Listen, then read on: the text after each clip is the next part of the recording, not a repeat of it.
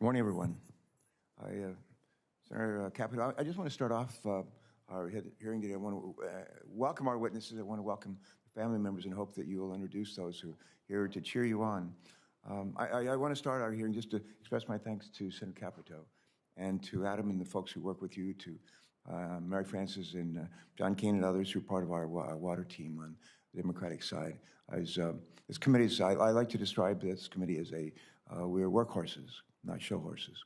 And I think we showed that in spades a couple of weeks ago on the floor of the United States Senate, to be able to report out the first major infrastructure legislation or water bill on an 89-2 vote was a source of great pride. I can't tell you how many people have said to me, and I'm sure they have to you, Senator Capito, how many of our colleagues have said it was like the Senate of old. It was like, people got to offer their amendments, but they also had the opportunity to share their amendments with us, and we could make them part of a manager's amendment. We had a real debate on amendments. We voted up or down, and at the end of the day, we had just a wonderful vote. Got a very strong endorsement letter out of the administration. So I explained to some of my colleagues and my wife when I got home that night. I said, it's one of my happiest weeks in the U.S. Senate in 20 years. I'm just very, very proud of the work that we did. And we're working still on our next step, and that is service transportation, and hope that we can come through that with as equally a good outcome. But so I just want to say thanks to everybody who's been a part of that. It's special thanks to Senators Duckworth, Senator Cardin, Senator Inhofe, Senator Hummus. I say Hummus.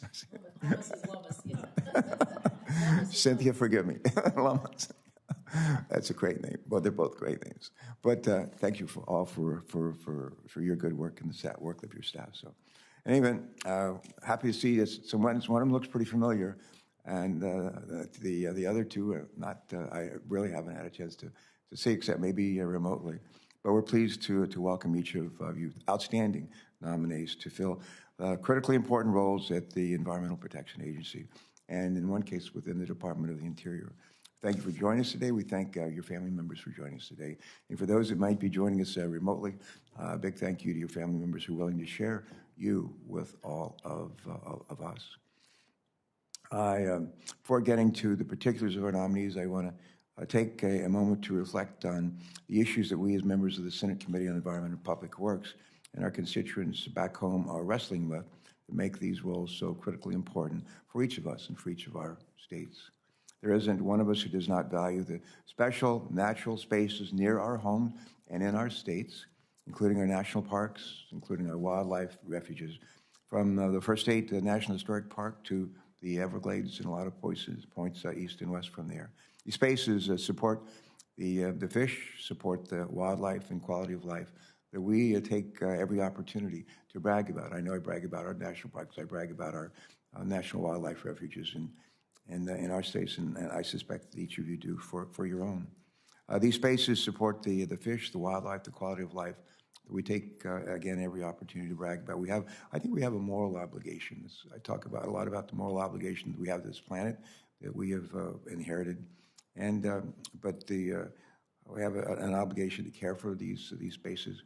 We have an obligation to care for the habitats that they host and the varieties of species, including us, that they nurture. And of course, that requires skilled and committed leadership in places like the Department of Interior. We're thankful to Shannon Estenoz for offering that leadership. Water has played, as I said earlier, a significant role in each of our lives already this morning.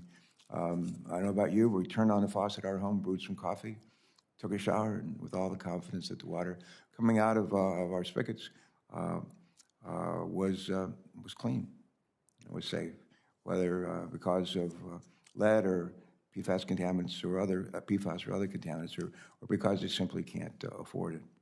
We took a large step last week, as I said earlier, toward addressing the concerns, the passage of our Drinking Water and Wastewater and Infrastructure Act, but there's a lot more still to do, as we know. I'm grateful that Radhika Fox is ready to help us tackle those challenges at EPA. And every day, millions of people across our country struggle with the threats posed by chemicals and pervade their homes, their workspaces, their water, their food, and household products. Whether it's from PFAS in their water, ethylene oxide in their neighborhoods, or formaldehyde in their wallboards, people are suffering. The American people need assurances that their products, their water, their food is safe for them and their families, and that's a prodigious responsibility. We're grateful that Michal Freedhoff is willing to serve in these critical positions.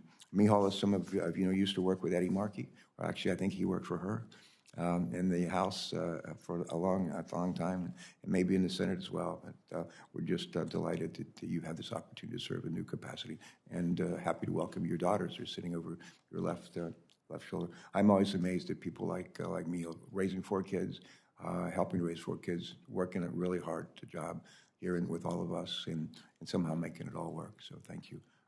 To the girls, I want to say, those that are here and those that are watching remotely, thank you for sharing your mom with all of us.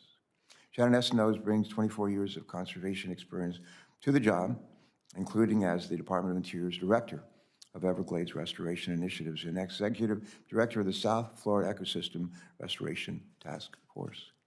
Her work prompted Eric Eichenberg, Everglades Foundation CEO, to say of her nomination, this is a quote of Eric, they're bringing on an extraordinary woman who is committed to the natural resources and environment of this country, close quote. Radhika Fox brings to her prospective role as head of the EPA Water Office a deep understanding of water policy and the importance of making clean water accessible to all Americans, regardless of their income or regardless of their zip codes. She's found success in working with people across the spectrum.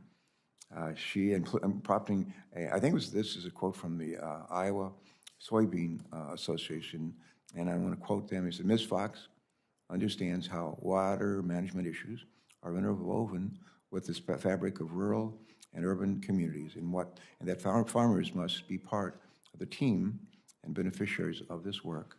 This integration is key for making real and long-lasting progress on protecting and improving water in the 21st century, close quote. And again, that was a quote from the Iowa Soybean Association. And last but certainly not least, Michal, someone well known to us at EPA. And I've already spoken about her, and rather than embarrass her further, I think we'll just cut to the chase, and let me just say that we're lucky to have someone who has her profound understanding of chemicals oversight, and management policy. During her time when she was working with Senator Markey, who was kind enough to let her come to work with us on the committee. She's played a key role in helping convert a highly divisive bill to reform the Toxic Substance Control Act, better known as TSCA, into a package that gained broad bipartisan support throughout the Congress. It was initially championed by Frank Lautenberg, as I recall, and later by Tom Udall and by David Vitter, in an unlikely partnership, but one that was successful, and Michal deserves a lot of credit for getting us to the finish line. And that kind of knowledge-based, thoughtful, and inclusive engagement that we so sorely need as head of the Chemical Safety Office at EPA. And I think our country will be well served to have Michal in that leadership role at EPA. So I want to thank all of you again for your willingness to share your wisdom, your expertise, your inclusive instincts with our nation. With that, I'm happy to recognize the Ranking Member, Senator Capito, for her opening statement. Senator Capito. Thank you, Mr. Chairman, and it's nice to be here with you after our win on the water bill on the floor. I add my voice of congratulations to you and your leadership team and your staff, and our staff's worked great together. And somebody asked me, like, how did you do that? And I said, well, we listened to our committee and we listened to our witnesses, and we wrote a bill that tried to accommodate as much as we could the varying views. And so I think in a place where there's a lot of talking, maybe listening is the better key to getting things done. So you're a great listener, and I appreciate being a part of your committee. So thank you for What did you say? What'd you say? Yeah. I also do want to thank the staff because, as you know, sometimes my wife says, excuse me, she says, you just don't listen enough. So I'm going to tell her what you said. Thank you. I can't help you with that. But I can say, I look out over here and I see 3 very talented women, and I'm very proud of the fact that, and with your beautiful daughters here, we get to see more and more women taking the helm of the leadership positions in the highest levels of our government. So congratulations to the President for nominating 3 strong women and having them in front of our committee today. We're going to look at another core function of our committee. Not only and then I want to add a caveat that we're working hard to do the same thing with surface transportation that we were able to do with water. It's a heavier lift we're finding, but we're working hard together to reach that point at which we can bring something to not just our committee, but to the full Senate as well. So we're gathering today to do the consideration and oversight of the president's nominees. And you all have a wealth of experience in your respective fields, and the chairman went over that. Unlike unlike the past nominees who have appeared before us this year, all three of you of the nominees today are already in place at the agencies on which you're nominated to serve. Put in another way, you've already been beginning to execute President Biden's agenda. Ms. Estenoz, Ms. Fox, and Dr. Freedhoff, I hope I didn't butcher anybody there. Thank you for your willingness to serve and for appearing before us today. Given your perspective from now being inside the administration, I especially look forward to hearing about the policies that you're currently working on. I'm interested to know what roles you have played in the decisions that the Biden administration has made to this point. I also want to understand which new or different directions you would push the administration being a Senate confirmed role, and what additional authorities you believe that additional layer of accountability will allow you to bring. That insider perspective will be very helpful to us. From the outside, the pace of executive action has seemed to occur at warp speed and without a lot of external engagement, especially from many of us in Congress. As National Public Radio reported, President Biden issued more orders in his first 100 days than any president since Harry Truman. NPR observed that Biden, quote, may have campaigned on bringing bipartisanship to Washington, but much of his early focus, at least, is on policies that he can implement on his own, end quote. That's the NPR quote. Many of President Biden's key actions and reversals have come in the environment and energy policy area. I understand that we should expect a new administration of the opposite party to have different positions than its predecessors. However, the pace of these changes and the unilateral nature concern me. Dramatic changes in regulations without adequate thought or input can hurt people, businesses, and local communities. That is particularly true during this economic recovery that we are facing. Of particular concern to me and this committee are issues like the Biden administration's decision to revisit Navigable Waters Protection Rule, and we will be talking about that, the streamlined NEPA Act, and the recent Migratory Bird Treaty Rule, the last for which a proposal was just released last week.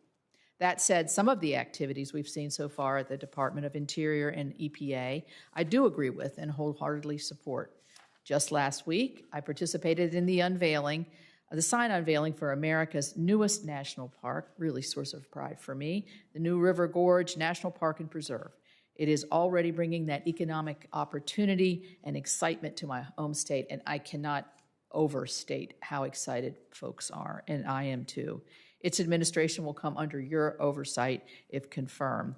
In the activities at EPA, I was pleased to see that the administration is prioritizing research on PFAS in its budget proposal. And I'm also glad that EPA is moving forward with a primary drinking water regulation for PFAS and PFOA. If confirmed in the Office of Water, Ms. Fox will take the lead on that, and we already talked about that on our Zoom call. Dr. Freedhoff, I know you have a wealth of experience, and I believe we've actually been in the same room talking about PFAS together in your former role, dealing with PFAS and other bioaccumulative chemicals for your years of service, including to our chairman, Chairman Carper. I look forward to hearing how the Office of Chemical Safety and Pollution Prevention also plans to address PFAS. I hope we can use this hearing to discuss both my points of concern and, equally important, our areas of agreement. Thank you, Chairman Carper, for holding today's hearing, and I turn it back to you. Thanks so much, Sue. When you said the words on New River Gorge, it brought a smile to my face. As a little boy, I learned to fish there with my dad and my grandfather. What a beautiful place. All right, thanks, Senator Capito. Now, I want to introduce our nominees. I think Senator Markey is going to help me a little bit with one of them. But first, Shannon Estenoz, Principal Deputy Assistant Secretary for Fish and Wildlife and Parks for the Department of Interior. Before that, Shannon served as Chief Operating Officer and Vice President of Policy for the Everglades Foundation.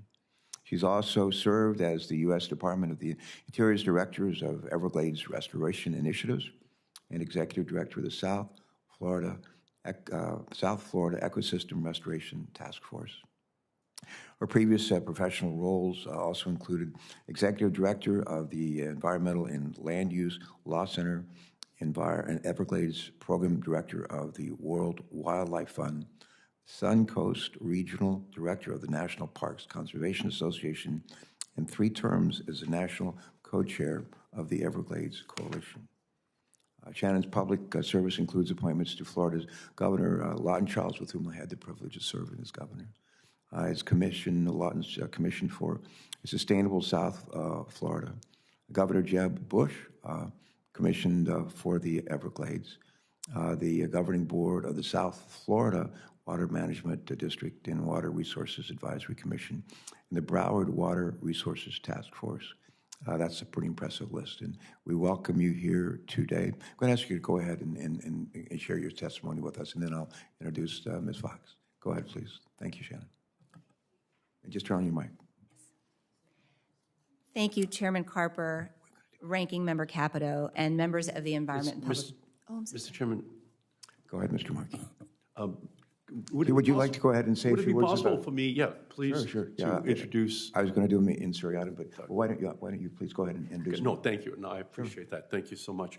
And I'd like to begin just by saying that I know that your wife, Martha, thinks of you as a show horse, okay? So that, well, here you're a workhorse, but back in Delaware, you are the show horse.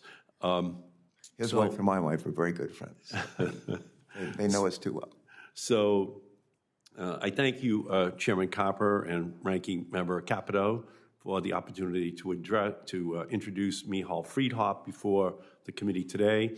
And it is wonderful that 2 of her 4 children are here with us, the twins, her oldest daughters, Zahava and Rena. By nominating Dr. Freedhoff to serve as the EPA Assistant Administrator for Chemical Safety and Pollution Protection, President Biden is tapping an incredible scientific mind, a tenacious fighter for the public interest, and a brilliant policymaker who has made a career out of bipartisan solutions. With all due respect to Senator Inhofe of Oklahoma, with whom we disagree on climate issues, I have to give credit where credit is due, because it was Dr. Freedhoff working with Senator Inhofe's staff who got us to work together and pass numerous pieces of bipartisan legislation on brownfields, on chemical safety, in the interest of consumers and our communities. In my opinion, there is truly no better candidate than Michal Freedhoff for this very important job. Dr. Freedhoff began her career in Congress in 1996 as a science fellow in my office in the House of Representatives. I couldn't have been too bad of a boss, because it began an incredible 20-plus years of work in Congress, including more than a decade of working with me in the House and the Senate from 1996 all the way up until 2017. Congressional staffers and scientists reach a point in their careers where they have to pick whether to know a little about a lot or a lot about a little. Michal is the rare blend of the two who knows a lot about a lot of things. She truly is a congressional expert. From her successful work strengthening fuel economy standards and ensuring DOE whistleblower protections, to raising the alarm about chemical dispersants used during the BP oil spill, to investigating nuclear safety, she has used her keen intelligence and scientific training as a chemist to draft and pass the best policy.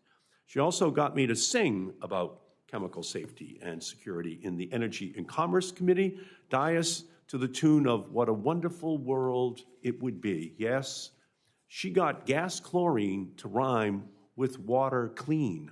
So her talents truly know no limits. She really does know how to get things done. Michal was absolutely instrumental to our bipartisan work in strengthening the Toxic Substances Control Act. She can tell you what almost every chemical abbreviation stands for, as well as what it would stand to do to our communities. For Dr. Freedhoff, the periodic table of elements is her alphabet.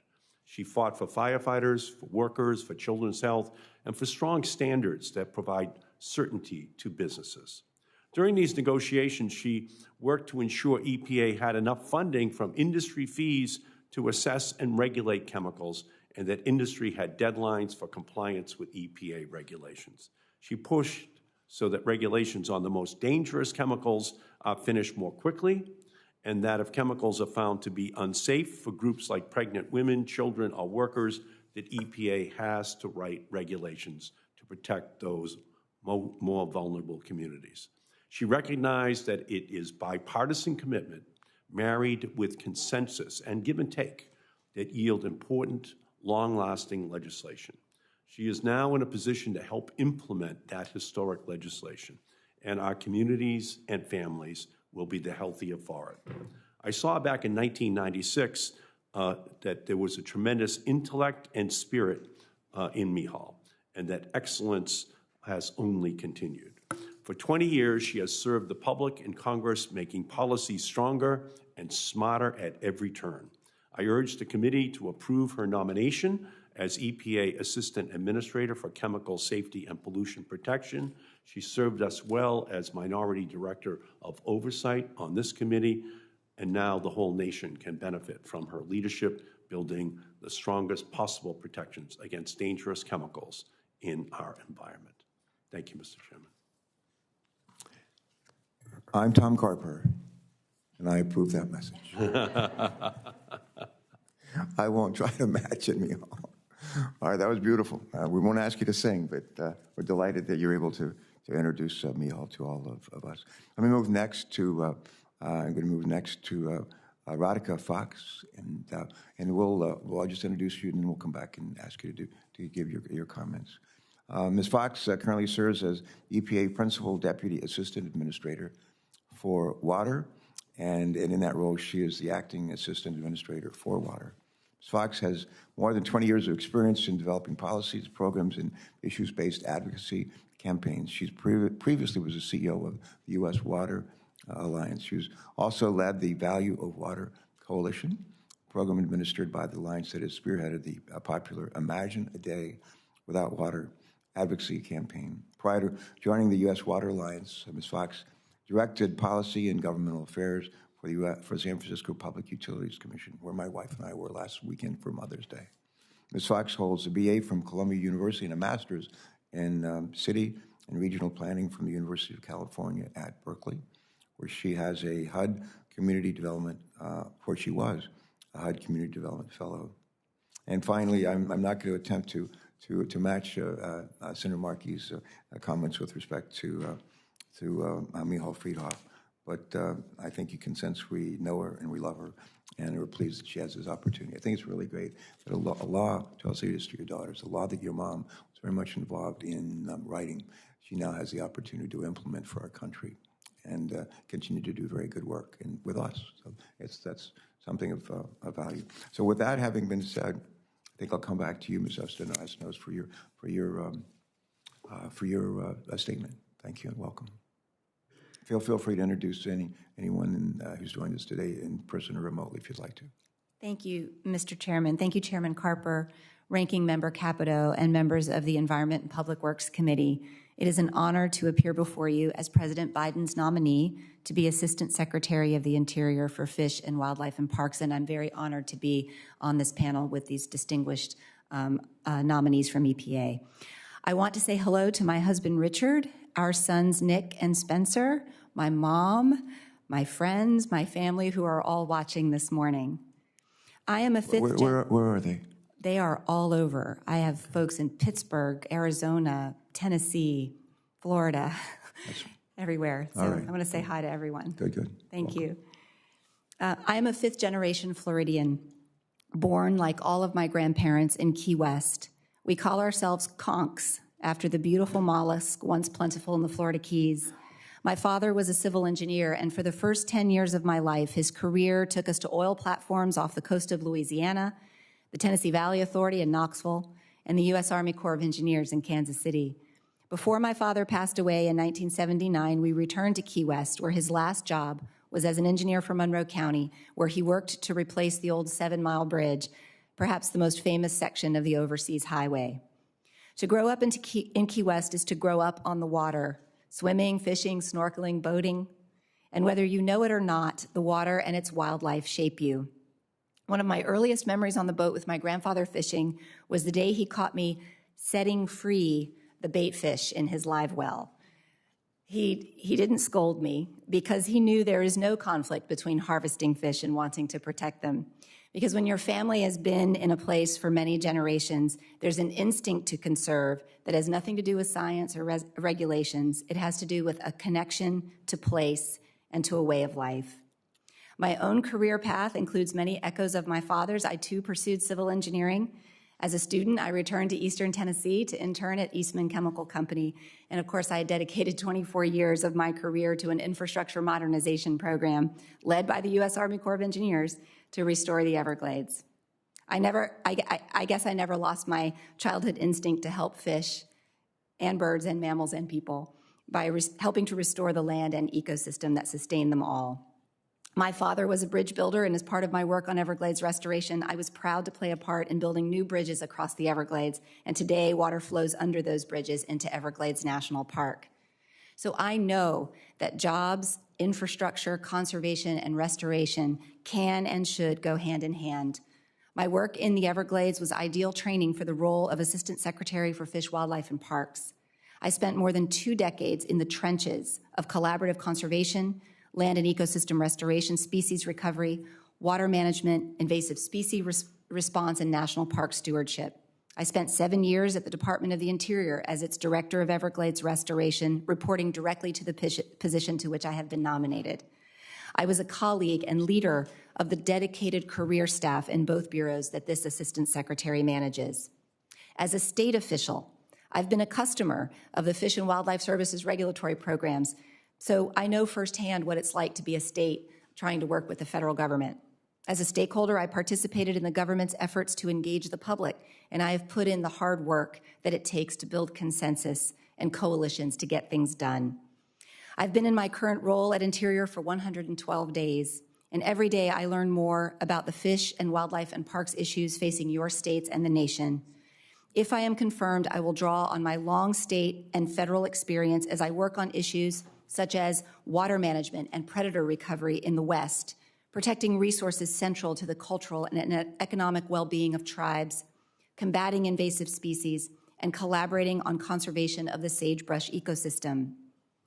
The National Park Service and the Fish and Wildlife Service play crucial roles in the challenges before us, recovering species and conserving habitat, supporting recreation and restoration jobs on public lands, and stewarding our most treasured landscapes and imperiled species through threats like wildfire and drought that are intensifying as a result of climate change. The Fish and Wildlife Service is on the front lines of wildlife disease, including preventing those diseases from spreading to humans. And the Park Service will play a key role in recommitting to our government-to-government relationship with tribal nations and telling the stories of all Americans. If I am confirmed, I will bring with me the tools that have served me best in my career: communication, transparency, and intellectual honesty. I will approach this role with a passion for collaboration and meeting big challenges in partnership. I look forward to celebrating together the results that we achieve together. I hope that today will be the first of many conversations with this committee. Thank you, and I look forward to answering your questions. Thank you very much. Did you say your mom was watching today? My mother is watching today, yes. And your dad passed away a number of years ago. He did when I was 11. I'm sure they're very proud of you. Thank you, Mr. Chairman. Yeah, and thank you very much for that statement. The position that you've been nominated for was held most recently by Rob Wallace. Yes, who was a good friend of many of us, and good friend of John Barrasso's as well. I'll never forget at his confirmation hearing, he said these words. He talked about the bipartisan nature of this committee, the way that we work together, whether it's water, service, transportation, or other issues. And he said these words. He said, bipartisan solutions are lasting solutions. That's what he said, bipartisan solutions are lasting solutions. I have quoted him a million times. Thank God I haven't had to pay him for the times I've quoted him, but that's the spirit that really underlies much of what we do here. So thank you. Next is Radhika Fox. Love that name, Radhika Fox. And Ms. Fox, you're welcome to begin when you're ready. Thank you. Thank you, Chairman Carper, Ranking Member Capito, and members of the committee. I am humbled to be nominated by President Biden and honored to be considered by this esteemed committee for the position of Assistant Administrator for Water at the U.S. Environmental Protection Agency. I'm excited to engage with you today to hear about your water priorities and discuss how the Office of Water can support the communities that you so proudly represent. I want to acknowledge the family that's here with me today, my husband Jamie and my dad, Dr. K, as his patients call him, my brother Raghu and his wife Katie, and my kids Anjali and Krishna wanted to be here, but I said no skipping school. So my family is the American dream at work. I'm a first-generation American. My father and my mother grew up in rural India. My grandparents provided for their families as small farmers growing rice, lemons, and bananas. They relied on wells for their drinking water and pit latrines for their wastewater management. Everything I have accomplished is because I stand on the shoulders of my parents' hard work, and thank you for that, Dad. Today, I sit before you as the first woman of color, the first person of Asian American descent to be nominated to lead the EPA's Office of Water. Only in America could that happen in one generation. If confirmed, it would be my honor to serve the country where my parents' hopes and dreams took root and flourished. Senators, as you all know, water is the world's most precious resource. However, our nation's water systems are often invisible to most. The vast majority of Americans turn on the tap and safe water flows out. Used water goes down the drain and is treated before it's safely returned to the environment. Most people just don't think about the environmental policies, the funding and financing programs, the work of local water utilities, and the key role of states and tribes in providing these essential water services. It just works for most Americans, but not for all. During the Flint water crisis, Time magazine told the story of 2-year-old Sincere Smith, featured on the cover with a full body rash from bathing in the water. What Sincere and his family experienced should not be experienced by any child or any parent in this country. And that is really what brings me to this work. If confirmed, I will dedicate myself to ensuring that all people, regardless of their income, their zip code, or the color of their skin, will have access to clean and safe water. Prior to joining the EPA, I served as the CEO of the U.S. Water Alliance, where I championed consensus-based progress on complex water issues. I worked with water leaders all across the country, from rural hamlets to urban enclaves, from America's heartland to both coasts. I also worked at the San Francisco Public Utilities Commission, the public water agency that provides drinking water, wastewater, stormwater, and municipal power to 2.7 million people in the Bay Area.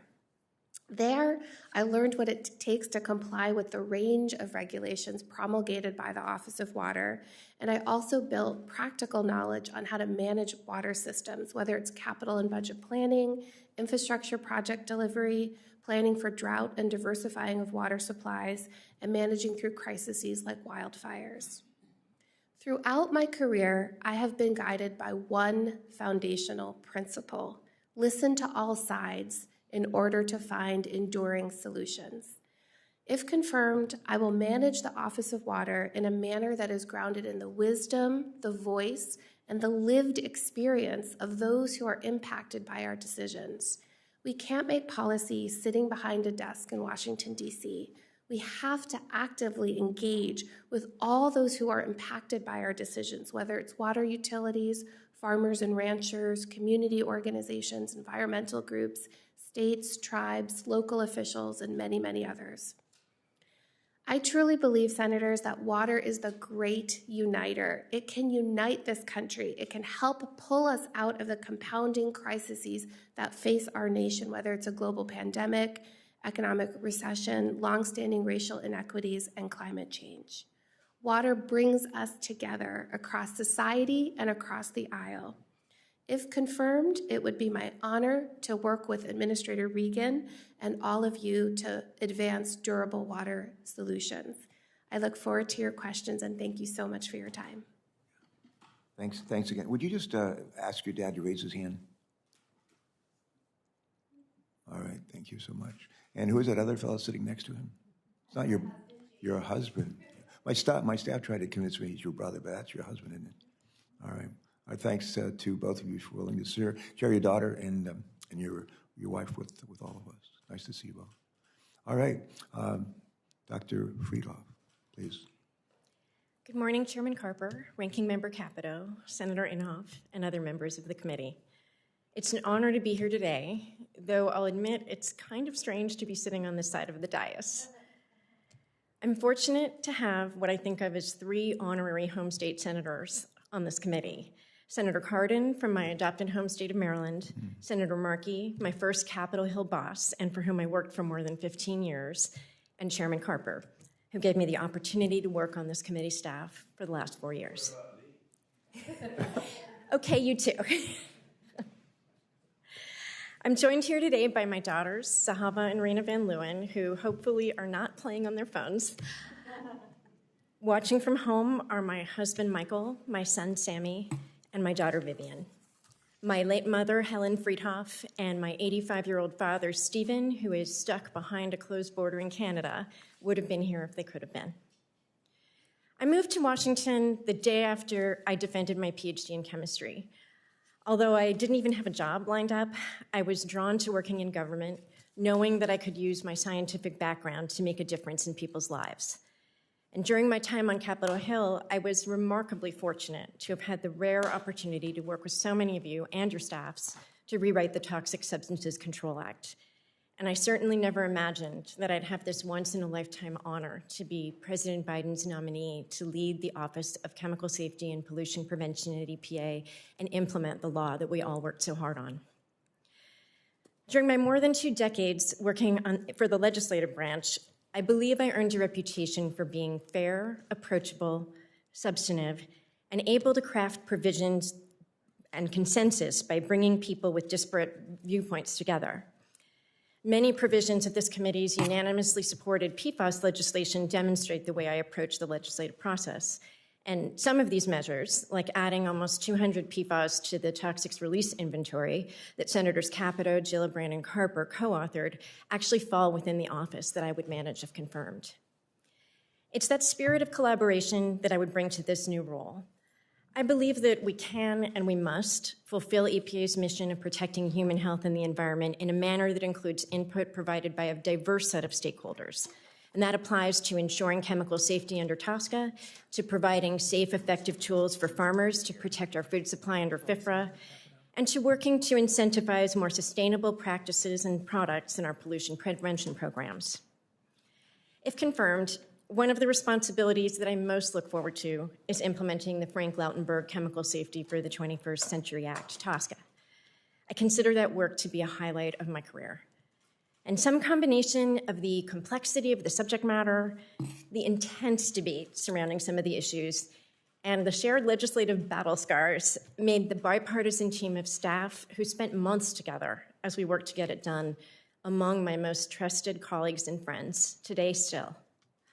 We took the time needed to understand each other's perspectives and made important compromises as we negotiated difficult and sometimes very divisive provisions of the bill, and that hard work produced a law that was supported almost unanimously.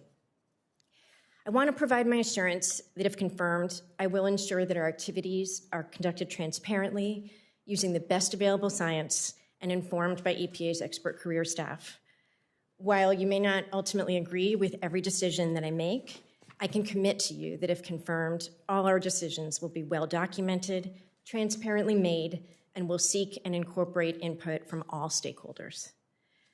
Finally, while I've worked closely with EPA staff for years, I've developed newfound appreciation for their dedication, talent, and resilience since arriving at the agency a few months ago. I'm looking forward to working with the scientific, legal, and policy staff to implement America's chemical safety and pesticide safety programs. And if confirmed, I'm confident that with their partnership, we can move TSCA implementation forward in a manner that honors the late Senator Lautenberg's legacy and lives up to Congress's expectations that EPA uses its new authority to protect Americans against the risks of unsafe chemicals.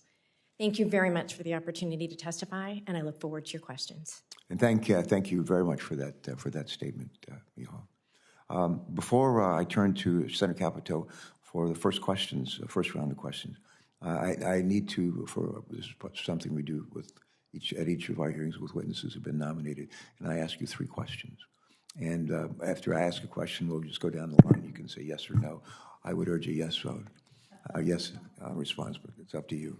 First question, do you agree, if confirmed, to appear before this committee or designated members of this committee and other appropriate members of the Congress, and to provide information subject to appropriate and necessary security protections with respect to your responsibilities? Do you, Ms. Estenoz? Yes. Ms. Yes. Fox? Dr. Freedhoff? Yes. Thank you. Second question, so far so good. Second question, do you agree to ensure that testimony, briefings, documents, and electronic and other forms of communication of information are provided to this committee and its staff and other appropriate committees in a timely manner? Do you? Yes. Yes. Yes. Thank you. One last. Do you know of any matters which you may or may not have disclosed that may place you in a conflict of interest if you are confirmed? Do you? No. No. No. Good, thank you. Senator Capito. We're going to have 2 5-minute rounds in terms of questions, but she needs to be in 2 places at one time right now in the Commerce Committee, so thank you very much for being here. Yes, thank you, Mr. Chairman, for giving me the privilege of going first. I apologize. After I question, I'm going to have to go over to Commerce. We're working on the Endless Frontiers Act, which is endless. It's a good way of putting it. So I'm going to start with you, Ms. Fox. We talked about this issue on waters of the U.S., and you've all pledged clarity and thoughtfulness and regulatory certainty. Administrator Regan committed to not going back to the verbatim reading of the 2015 Obama Waters of the U.S. rule. This is a very far-reaching rule that impacts a lot of people, a lot of agriculture as well. But he hasn't provided much detail on this. So I'm wondering, in your opinion, do you believe that the 2015 rule was overreaching? What would your plans be to ensure we do not return to that overreaching definition, which I obviously believe that it was? And also, do you agree or disagree with the court decision, including the injunctions against the rule that were issued in 2015? Thank you, Senator Capito, for the question, and also thank you for the opportunity to visit with you recently on so many of the issues before the Office of Water. And I really look forward to accomplishing great things with you and your office if confirmed. So on the question of waters of the U.S., this is, of course, one of the most foundational components of the work before the Office of Water because it sets the foundation for how we protect our lakes, our rivers, our oceans, our wetlands. We are in the process of reviewing the Navigable Waters Protection Rule, and really under Administrator Regan's direction, we're really trying to understand what are the lessons learned from an implementation perspective on both the 2015 rule and the 2020 rule. You asked about how we're going to approach that review and that consideration, and it will really be, as Administrator Regan has said, to listen to all sides, to understand what is working, what is not working from an implementation perspective, from the agricultural community, from industry, from environmental organizations, as well as our co-regulators, the states and tribes. Based on that feedback and really based on the science and the economic analysis, we'll make a determination moving forward. But what I can say, Senator Capito, is that Administrator Regan and I want an enduring definition of waters of the U.S., one that can withstand administration changes, can protect our waters, and ensure the economic vitality of all communities. So that is our commitment as we do this review. Yeah, I would implore you again, as I think a lot of folks who opposed the direction that the Obama administration went, that we don't go down that path again. Obviously, the courts agreed with that presumption and caused a lot of confusion at the same time. Ms. Estenoz, I wanted to ask you about NEPA. Just recently, Secretary Haaland signed a secretarial orders that directed the DOI to ignore and to not follow the common sense reforms to the implementation of NEPA. We hear about this from everybody in terms of how long it takes to get things approved, how long the process is, how lengthy and expensive it is, and we still are having issues. So did you play any role in advising the Secretary in the NEPA implementation decision? And are there elements of the Trump administration's NEPA reforms that you could support? Thank So you. the first question is, did you play any role in them? Thank you, Senator Capito. I was not directly involved in the development of the NEPA recommendations, but as part of the DOI leadership team during these first 112 days, I paid close attention. Obviously, the two bureaus that I've been managing, this is a very important issue for them. I think the Secretary's goal here is to make sure that our environmental reviews are thorough, but also timely and efficient. And I think it's very important that that balance be struck. We are reviewing the procedures and policies the previous administration had in place, and the elements of it that work, I fully expect that we will continue those and refine those that need to be refined to achieve the right balance between thoroughness and timeliness. In my career, I have been on all sides of NEPA, so I've been a customer of waiting for a NEPA to be finished, and then I've been involved in the development of them. So I'm sensitive to how long those analyses can take. But again, I think it's finding that right balance between making sure that they're thorough. It's an important bedrock of the way that government implements programs and projects, and then doing it in a way that's efficient and transparent and accessible to those to the public and to sort of our customer base for projects and programs. As we look to the big surface transportation bill that we're working on, this is obviously a critical aspect of this, and I would encourage you to take that practical experience that you bring in terms of length and time without skirting any environmental regulations into consideration. And just lastly, I would ask you... You're welcome to spend. You don't have to take another. Oh, thanks. Thank you. The new national park in West Virginia, since you'll have oversight over oversight over the National Guards, I just wanted to get our national parks get a reassurance. Number one, that you would come and visit our brand new where he learned to fish with his father and grandfather, and a really special place. So a commitment that new park will be able to get the infrastructure that's needed with the increased visitorship that we're already seeing. Senator, let me say that my husband, and our two, at the time, very young children spent a magical summer vacation at New River Gorge, one of the most magnificent places in our country. And for a Florida girl, where we measure topography in inches, it was really a staggering and profoundly impactful experience for me. It is really one of my favorite places. And so you can count on me if I am confirmed to make sure that the National Park Service has what they need to make the most of that. And I want to congratulate you and Senator Manchin on that. Well, we'll have to clip that and put that out around the country. That's a great advertisement for a beautiful spot. Yes. So last question, Dr. Freedhoff, on the PFAS issue. You know that this is something that I'm deeply committed to, and you mentioned in your opening statement. Do you feel like there is a scientific gap between the tools that EPA needs to decide whether or not to regulate? I mean, it seems like it's taken so long in some ways. Is that because there's a gap in tools and a gap of certifiable data that can be used to move forward? Thanks very much for that question, Senator. I know how important the issue is to you and to so many members of the committee as well. And I know that there is sometimes a disconnect between the urgency that people expect the agency to be able to act with and the urgency that we actually act on.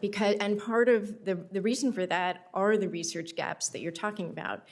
You know, one of the provisions that was in this committee's PFAS legislation was language directing EPA's Office of Research and Development to come up with a way to prioritize PFAS so that the agency will be able to focus its research and monitoring efforts a little bit more strategically.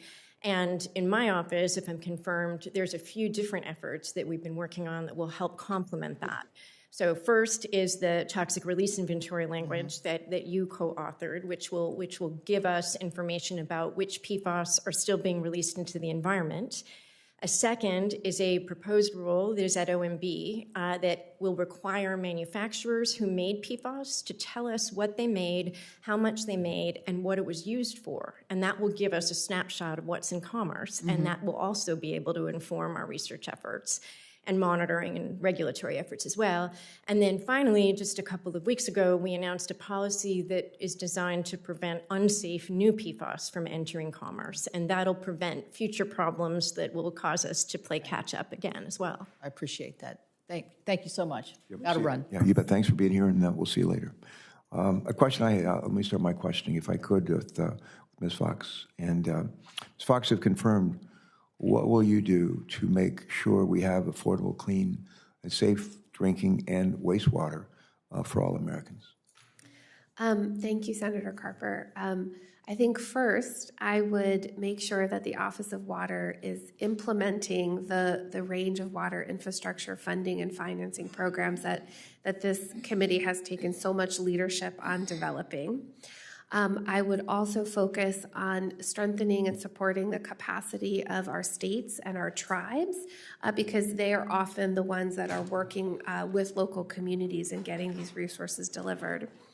I also think that we have an opportunity to do more on affordability. I know this is an issue that's very important to you and other members of the committee, that as we make these infrastructure investments, we have to do them in a way that makes them continue to be affordable both to individual families, but also that there's affordability at the utility scale. I think a third priority will really be around PFAS and emerging contaminants. And I think, as Michal just said, we have so much exciting work happening at EPA right now. And I was really proud, actually, just a couple of weeks ago to be asked by Administrator Regan to co-chair a new PFAS Executive Council, and I think that is going to be important as we think about making sure our clean water that water is clean for all families. All right, thank you. My second question is for Dr. Freedhoff, and Dr. Freedhoff, first of all, let me just say how I'm very pleased that you received support from former EPA administrators, both Democrat and Republican, who have led the Office of Chemical Safety and Pollution Prevention before you. And I'd like to ask unanimous consent to enter into the record a letter from no less than 7 former directors or administrators of the Office of Chemical Safety and Pollution Prevention, urging your confirmation. One area I'm not hearing any objection, so ordered. One area I'm really interested, and I suspect many of us are, hearing from you on is how EPA implements and plans to implement TSCA, Toxic Substance Control Act, to protect American workers. We've heard from environmental groups that they are unhappy with the way EPA assumed workers would always be wearing protective gear. And we've heard from companies that they are unhappy that EPA made unrealistic assumptions about risks to workers. And with that in mind, would you tell us how you think the worker safety concerns should be addressed? Thanks very much for that question, Chairman. I've heard a lot from environmental organizations and industry as well. And, as you know, the last administration finalized the first 10 risk evaluations under TSCA. And I think there was a lot of good work that went into those risk evaluations, but I think a lot of them were rushed as well. But I also know that the career scientists at EPA really moved heaven and earth to get them done. So I can't really speak to why those decisions were made, but I can tell you a little bit about how I see the issue of worker safety and how I would implement it if confirmed. So first of all, if our scientific risk evaluations find that a chemical burns your hand, but gloves solve that problem, then our chemical safety rule is just going to say you have to wear gloves. And same for OSHA. If the chemical safety risk evaluation finds that a risk that we identified can be solved by complying with OSHA regulations, then our rule is just going to say follow OSHA rules. So second thing I'd say is that industry clearly feels like it has a lot of information that the agency needs to make our decisions. And I've met with industry a number of times now, and I really just want to say that I welcome their input. And if they show us that something that they're currently doing to protect workers is enough to address the risk, then our rule is just going to say, keep on doing what you're doing. And the third thing I would say is that I think the agency could do a better job with risk communication. The law tells us that we have to look at potentially exposed and susceptible subpopulations, and of course that includes workers. But saying that a risk exists to workers in the absence of protections doesn't mean the protections are absent at chemical companies all over this country. And I think that we will do better in the future to provide context that is important for everyone to understand in the future. My time has expired. How's that? Pretty well. Senator Inhofe, you're next. And according to my list here, Jim, Senator Whitehouse is going to be joining us next by WebEx. I see we've been joined by Senator Kramer. Senator Markey was here. He may come back, and my guess is he will. And then we're looking for Senator Kelly and Senator Padilla as well. So, Senator Inhofe. Senator Cardin's on WebEx. Senator Cardin on WebEx. Good. Thank you. Okay. Well, thank you, Mr. Chairman. I do have a question for each one of the witnesses, and I'm looking forward to this. I've had a chance to visit with some, and let's start off with you, Ms. Fox. The WOTUS rule that was in place prior to the last administration was one that we had a real concern with out in Oklahoma, and that was primarily that we had the idea that the state regulation of the water was working very well in our state of Oklahoma, and there is a fear that with the regulation coming from Washington, that even out, we're a pretty rare arid state. You get out in the panhandle of Oklahoma, it doesn't get a lot drier than that. And they were saying that they felt that under the federal rules that'd probably end up being a wetland and it'd be over-regulated. So I'd just like to know the specific on the rules that Trump replaced WOTUS with. What specific things about that do you find to be objectionable, if any? Thank you for the question, Senator. I think the example that you just shared from your home state of Oklahoma is exactly why, if confirmed, I would really manage the Office of Water in a way that really tried to understand the wisdom, the voice, and the lived practical experience of people in complying with our rules. I bring that orientation because I worked at a local water agency that had to comply with all of the things that Office of Water did. Yeah. And so, to your question specifically, as we have been conducting our review of both the 2015 rule and the 2020 rule, really at the direction of Administrator Regan, we have found implementation challenges with both of the rules. Just one example, for example, with the 2015 rule, there were a lot of case-specific determinations, jurisdictional determinations, and what we found from listening to folks in states is that was really cumbersome from an implementation perspective. That's what our career staff have heard. At the same time, I think the 2020 rule tried to correct for that.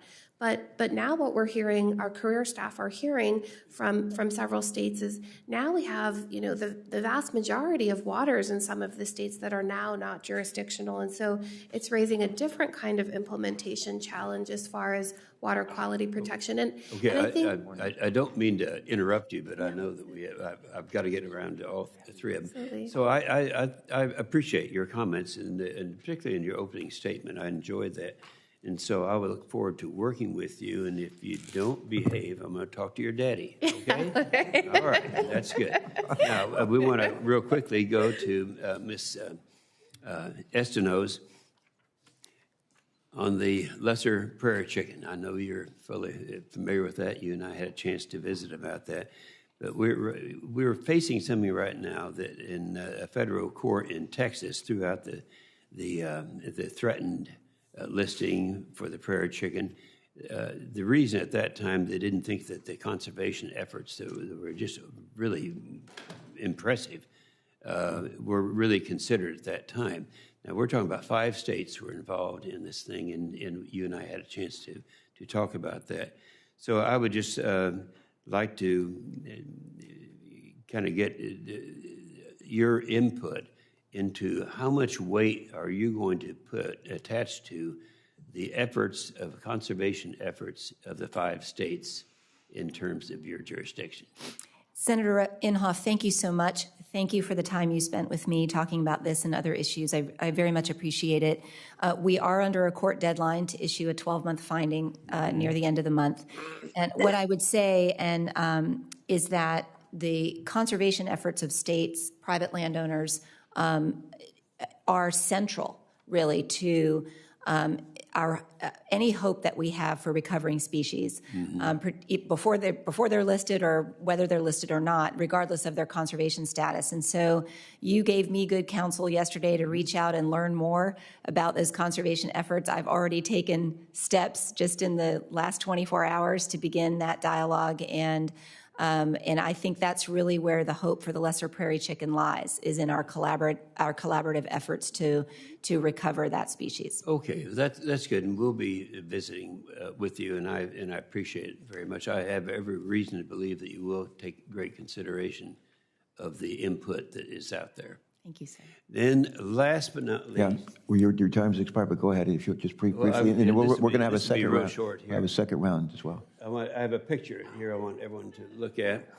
And I want you, my little girls here, Zahava and Rena, to listen to what I'm saying.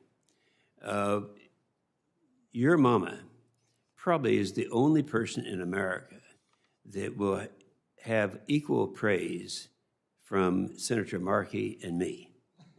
Okay? And I say that in all honesty because we've worked so well together. In fact, we shared some credit. I've often said I felt that I was more responsible for getting Barbara Boxer to come with us on the chemical legislation.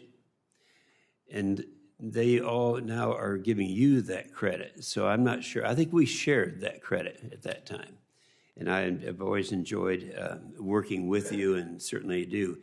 I'd like just to have just any comment you can make to update us as to what we're going to be doing with the prairie chicken. You know, and I both know all the background of that, and I'd like to see, where you think we're going to be on that issue. And I'd ask you to be very brief, if you will, please. I'm hoping that I don't have to talk about the prairie chicken for the entire 4 years that I spent in the Biden administration if I'm confirmed. So that was pretty brief, and that's to the point. I think she got her message across. That was lovely. I'm glad that you asked for the extra time. And we'll come back to you for a second round, Senator Inhofe. We will. Senator Cardin, I think, is now going to join us next by WebEx, followed by Senator Kramer, Senator Whitehouse by WebEx, Senator Lummis by WebEx, Senator Markey, Senator Kelly. I have to go join a Finance Committee hearing for a little bit, and Senator Kelly is good enough to take the gavel from me while I do that. And Senator Kelly, I think Ben Cardin is up next. Thank you. Well, thank you, Mr. Chairman. Let me thank all of our witnesses. I've had a chance to meet with each of you, and thank you very much for your public service. I would first ask unanimous consent to submit record letters of support for Ms. Fox to be Assistant Administrator for Water from 3 Maryland organizations: Waterkeepers Chesapeake, Moonshot Missions, and Southeasterners Rural Community Assistance Project. Without objection, since the chairman just stepped aside. Without objection. Thank you very much. Ms. Estenoz, if I could, we had a wonderful conversation. I appreciate your knowledge and sensitivity to the wildlife refuges that are located in the state of Maryland, and your desire to fill critical positions, your knowledge of the national park system in our state of Maryland, and the request to expand the national park system, and your sensitivity to that, your understanding of the Chesapeake Bay and the importance it is to our entire region.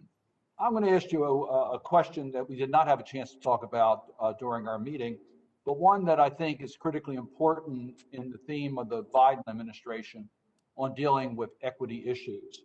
One of the goals of the 2014 Chesapeake Bay Watershed Agreement is to expand public access to the bay and its tributaries through existing and new local, state, and federal parks, refuge, reserves, trails, and partner sites. So can you share with us how you would prioritize the accessibility of outdoor space and the equity issues in so many Americans today who would enjoy access but find it difficult, if not impossible, to gain access? Senator, thank you so much. And again, thank you for the time that you and your team spent with me this week. I appreciated that so much. Expanding public access to nature and to public lands is a top priority for the administration, for the Secretary, and if I am confirmed, it will be a top priority for me.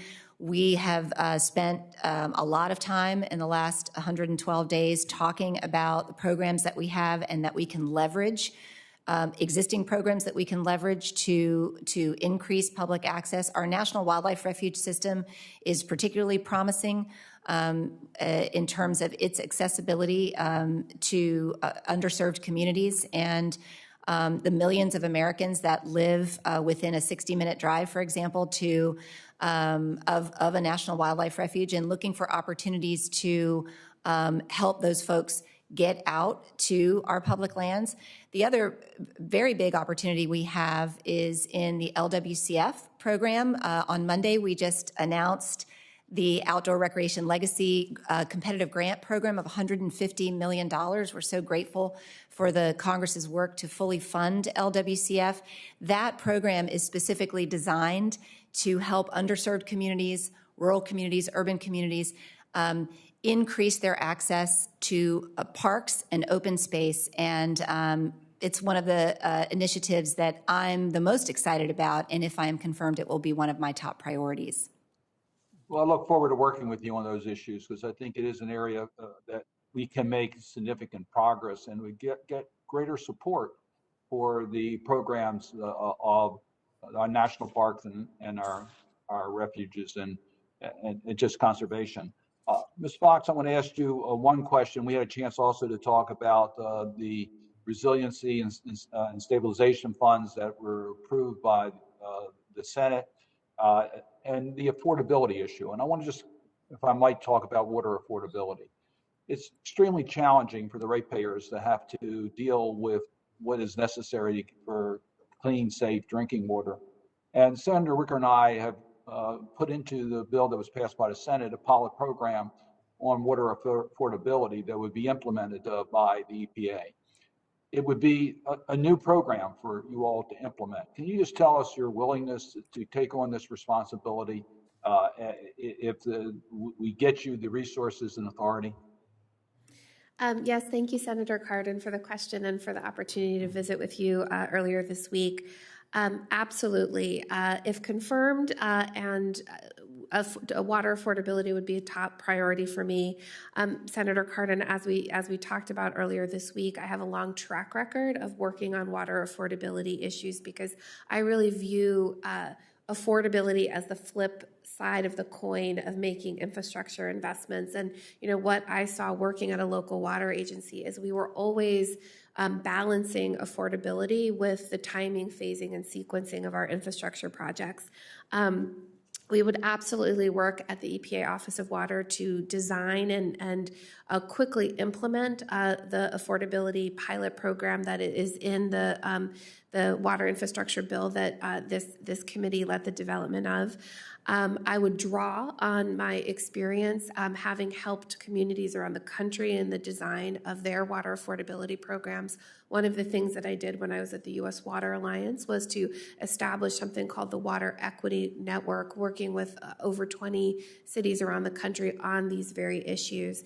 Finally, one of the things that we have just started over the last month at the Office of Water is a water affordability learning exchange. And what we're doing with that learning exchange is really creating an informal ad hoc mechanism for for our team, the career leadership in the Office of Water, to regularly engage with equity and environmental justice organizations who are working on affordability issues, the water associations that represent both rural and urban water utilities, to really find lots and lots of common ground on water affordability. So you would have my absolute commitment, Senator Cardin. Thank you for the question. Thank you very much. Thank you, Mr. Chairman. Mr. Chairman, for a point of clarification, in my haste to try to get everything done, I didn't get around to the real question I was going to talk to you about, Ms. Friedman, so I would do that for the record. Okay? Absolutely. You bet. Thank you. Senator Kramer is recognized for 5 minutes. Thank you, Senator Kelly. Thank you to all of the witnesses for being here. Ms. Estenoz, I'm from North Dakota, and we're a big prairie pothole state, coteaux and prairies everywhere. One of the reasons we have so many potholes and so many wetlands is because, unlike many of the other prairie pothole region states, our farmers didn't drain when everybody else was draining. Consequently, they've been punished for their good behavior on a regular basis by, I'm sure, well-intentioned bureaucrats over the years. There are a number of programs, but one of the programs that I've been the most frustrated with, and that would be under your jurisdiction should you be confirmed, of course, is the waterfall production areas. And those are the easements pre-1976 that fathers and grandfathers and grandparents signed in difficult times with unclear maps and not very good definitions.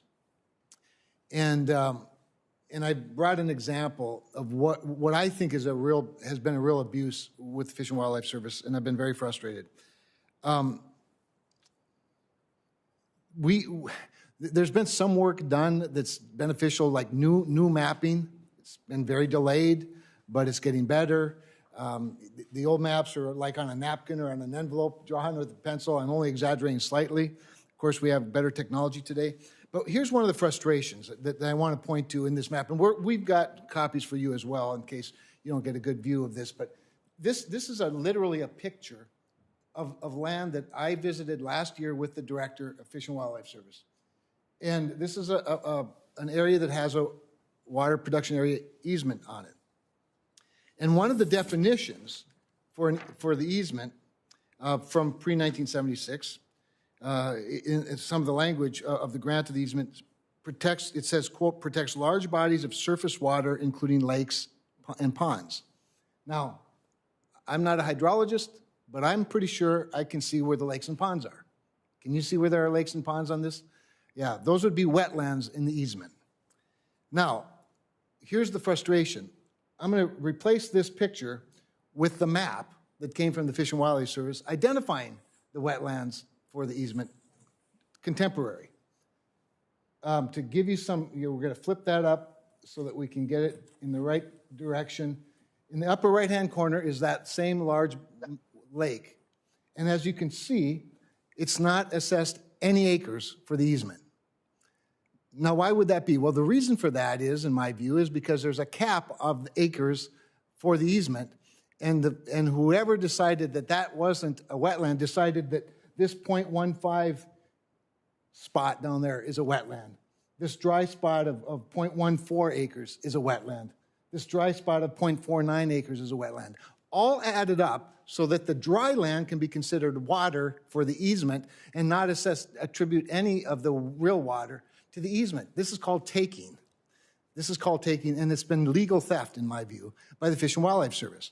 As I said, we've made some progress, at least in the mapping side, and we think we've made some progress on the administrative side through an appeals process. And so our farmers, our landowners have gotten their new maps, and not all of them are done yet, even though they were promised. This COVID thing happened, and a lot of people didn't work for a long time. But at the same time, their appeals have fallen on deaf ears. Not a single substantive appeal has been granted, not one, including this, especially one that got to the director, not a single director's appeal. Now, I'm talking about the previous administration. I am hopeful that you, if confirmed, and that others, and the Fish and Wildlife Service director, when that person's nominated and confirmed, will take the time to come out and hear frustrated farmers one more time, who I'll have to beg to get there because they have no faith that the government's going to look out for them. But this is what helps get to 12% conservation, folks. We haven't even talked about WOTUS. We'll do that later. But this is what gets to 12%, is taking a bunch of dry land and calling it a wetland and ignoring the wetland. To get to 30, people would starve because there wouldn't be enough cropland left. We have got to take a realistic view of this. But more important than that, is the fact that farmers own this land. This is their land that's being taken. So I know I've been out of commission for a couple of weeks. I hope that you and I can get to know each other better, and I'd love to bring you up to speed on all of this and love to hear more. Well, Senator, if I may, thank you for this, and I do look forward for us getting to know one another and for the opportunity to sort of dig into this issue. I do know, and I'm pleased to hear that you consider it to be a step in the right direction, that there's an appeals process. It appears to be something that is working for the Fish and Wildlife Service, and so I think that's good. I obviously need to dig deeper and fully understand the parameters of how we're delineating what is a wetland. And I have a lot of experience in wetlands, being where I'm from in South Florida. So it's an area of both the law and the science that I'm familiar with. And so I thank you for the images. This is very helpful. And if I'm confirmed, I pledge that I will be in close contact with you. And if I heard an invitation to come out to North Dakota, I would very much like to take you up on that. But there's skating rinks in February, so we have to pick the time. It's very important when you come to North Dakota. Yes. Thank you. With that, Mr. Chairman, there was a letter written to the acting director from a number of organizations from North Dakota. If you haven't received it, we'll make sure you get it. And I would ask unanimous consent to place it into the record. Thank you. Thank you, Senator. And joining via WebEx is Senator Whitehouse is recognized for 5 minutes. Thank you, Chairman Kelly. First, let me welcome Ms. Estenoz, Ms. Fox, and Dr. Freedhoff. It is great to have you here in the committee with us, even if we're just here electronically. For Ms. Fox and Dr. Freedhoff, I want to ask about the problem of science in the last administration, which was routinely ignored and even disparaged. And that was done on a repeated, consistent, systematic basis. I think any notion that this was a coincidence or a fluke is living in a dream world. And I know that Administrator Regan has pledged to take a look at all of that disparagement and violation of science.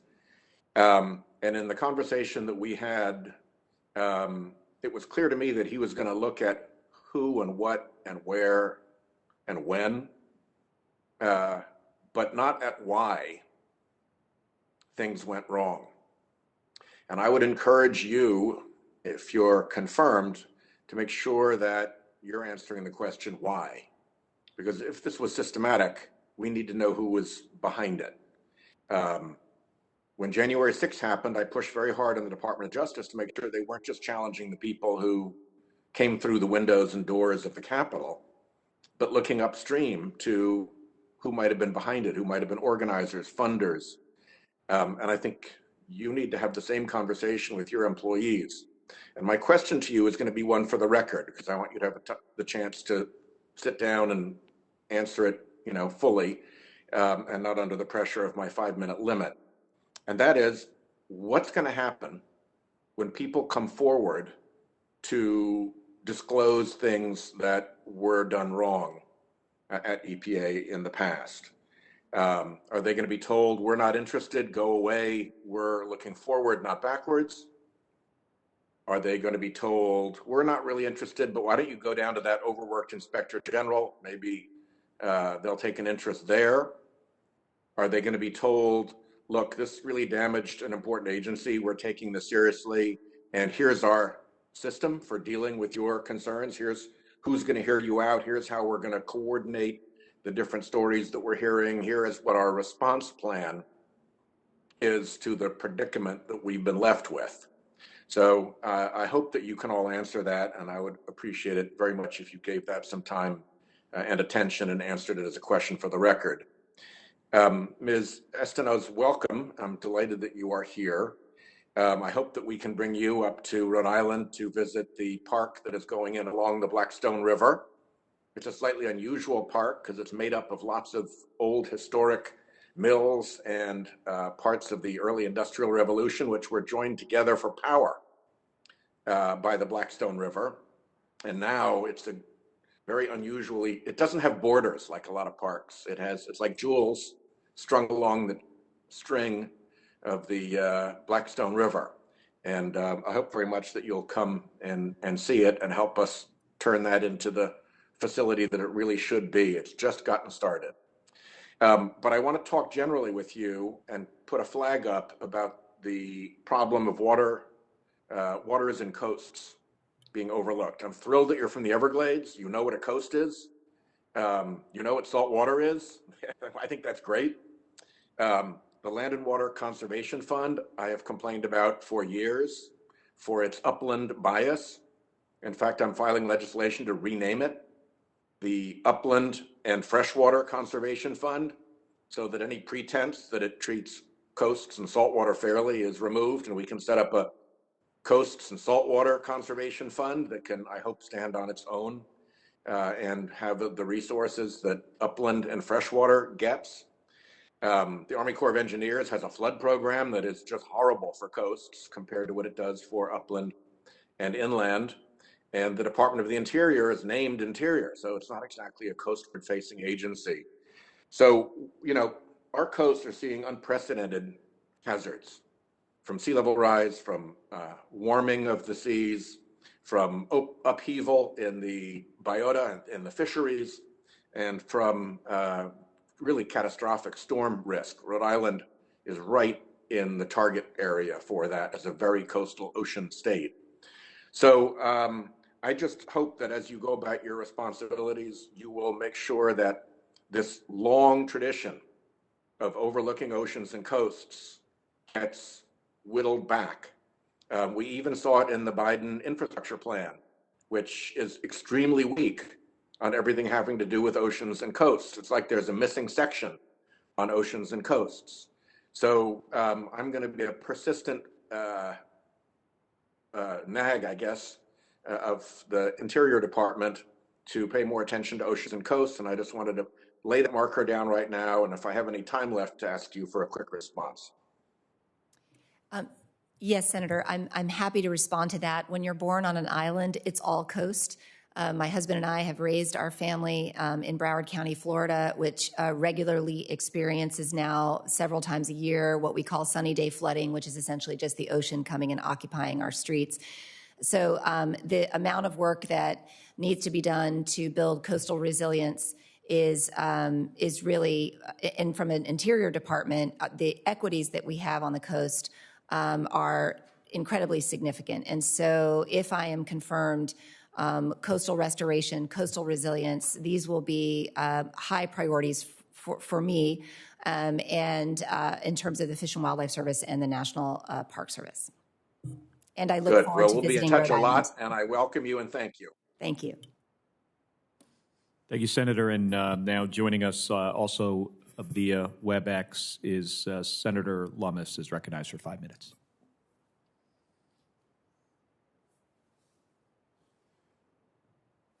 Okay, thank you very much. Ms. Estenoz, you have an impressive career. It's very nice to meet you by Zoom. You are, I take note of a statement in your testimony where you said, as a state official, I was a customer of Fish and Wildlife Service regulatory programs and know firsthand what it is like to be in the shoes of states trying to work with the federal government. In your view, what is the role of states in the context of the Endangered Species Act? Thank you, Senator, and thank you for that question. I think the states play an absolutely central role when it comes to the Endangered Species Act, particularly when it comes to species recovery and management. And what we want is to recover species. We want species not to need the protection of the Endangered Species Act. And states, states have a tremendous amount of expertise on the ground in species management. And so it has been my experience in my own career that when in the almost 25 years I was working in Florida, the state of Florida was our strongest partner, and the Florida Fish and Wildlife Conservation Commission, a tremendous partner there. So I believe very strongly in partnerships with states and really leveraging the expertise that we have in states. Well, I'm delighted to hear you say that, because one of the great success stories of the Endangered Species Act since it was enacted is grizzly bears in the greater Yellowstone ecosystem. The U.S. Fish and Wildlife Service in the Bush administration, the Obama administration, and the Trump administrations all agreed that the greater Yellowstone ecosystem grizzly bear population has recovered and should be delisted.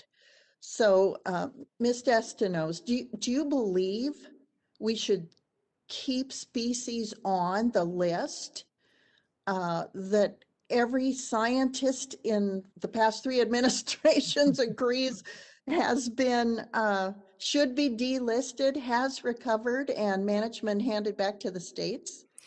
Thank you, Senator. And I believe when species meet the definition of delisting or downlisting, then we should delist and downlist. The greater Yellowstone ecosystem grizzly population is doing very, very well. The grizzly is listed as an entire lower 48 population. But I want to say something specifically, if I may, about predator recovery in particular. Species recovery is always challenging, but I want to recognize that there are special challenges when it comes to predator recovery, and particularly for folks on the ground who find themselves sharing the landscape with a recovering predator species. And it's really important for folks to feel supported and listened to, and that we have the right tools in the toolbox to help folks live and exist with a recovering predator species. And state management is, and state expertise, as I said before, is absolutely central to this approach. And if I'm confirmed, I will prioritize understanding and working closely with states to recover all species, and in particular predators. Well, thanks so very much. I'm going to shift over to Ms. Freedhoff, but if I get a chance, I'll come back to you. My question is about chemicals make benefits and marvels of modern life possible. According to the Department of Energy, more than 96% of all manufactured goods rely on chemicals. And one of the duties of the Office of Chemical Safety and Pollution Prevention is to weigh the benefits and risks associated with chemicals. So how do you intend to weigh those two things, both the benefits and the risks of chemicals before your office? Thanks very much for that question, Senator. And you're absolutely right. Both of the laws that serve as the primary authority for the Office of Chemical Safety and Pollution Prevention require the EPA to consider costs and benefits and risks. And for example, in TSCA, Congress actually gave EPA the authority to exempt uses of chemicals if that use is needed for an economically significant reason from our rules. And if confirmed, I intend to follow the law. Well, thank you. And hopefully I'll get a chance in round 2 to visit with you again. Chair, I yield back. Thank you. And is Senator Markey here via WebEx? Well, recognize myself for 5 minutes. Ms. Fox, I want to get your thoughts on the Waters of the United States, or WOTUS, rule As you know, in June of 2015, the Obama administration finalized a new rule which expanded the scope of waters protected by the Clean Water Act. While I support efforts to reduce surface water contamination, the way that the 2015 WOTUS rule was written did not work for Arizona and wound up defining irrigation ditches, dry riverbeds, and washes as waters of the United States when there's no water. While these rules were repealed last year, I understand the EPA is considering reevaluating the WOTUS rules in the coming months. So as Assistant Administrator for Water, how will you ensure the EPA takes into account the unique geographies of desert southwestern states like Arizona? Thank you for the question, Senator Kelly. And I think the example that you just provided from Arizona is why, if confirmed, I will do the work of the Office of Water based on the wisdom, the experience, the practical implementation of what these rules look like in communities around the country.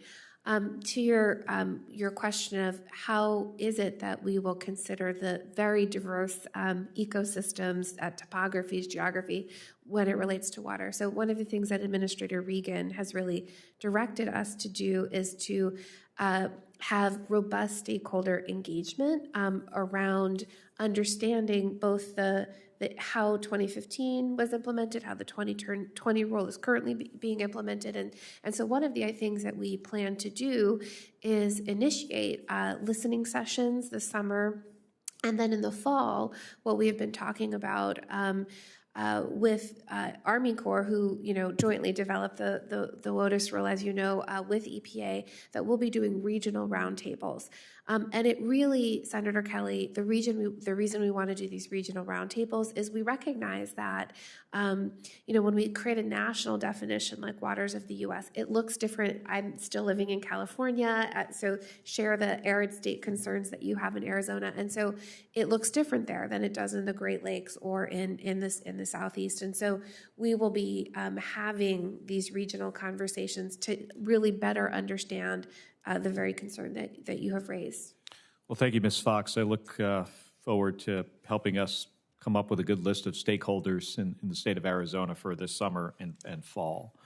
Dr. Freedhoff, I want to discuss for my remaining time here EPA regulatory actions with regard to semiconductor production in the United States.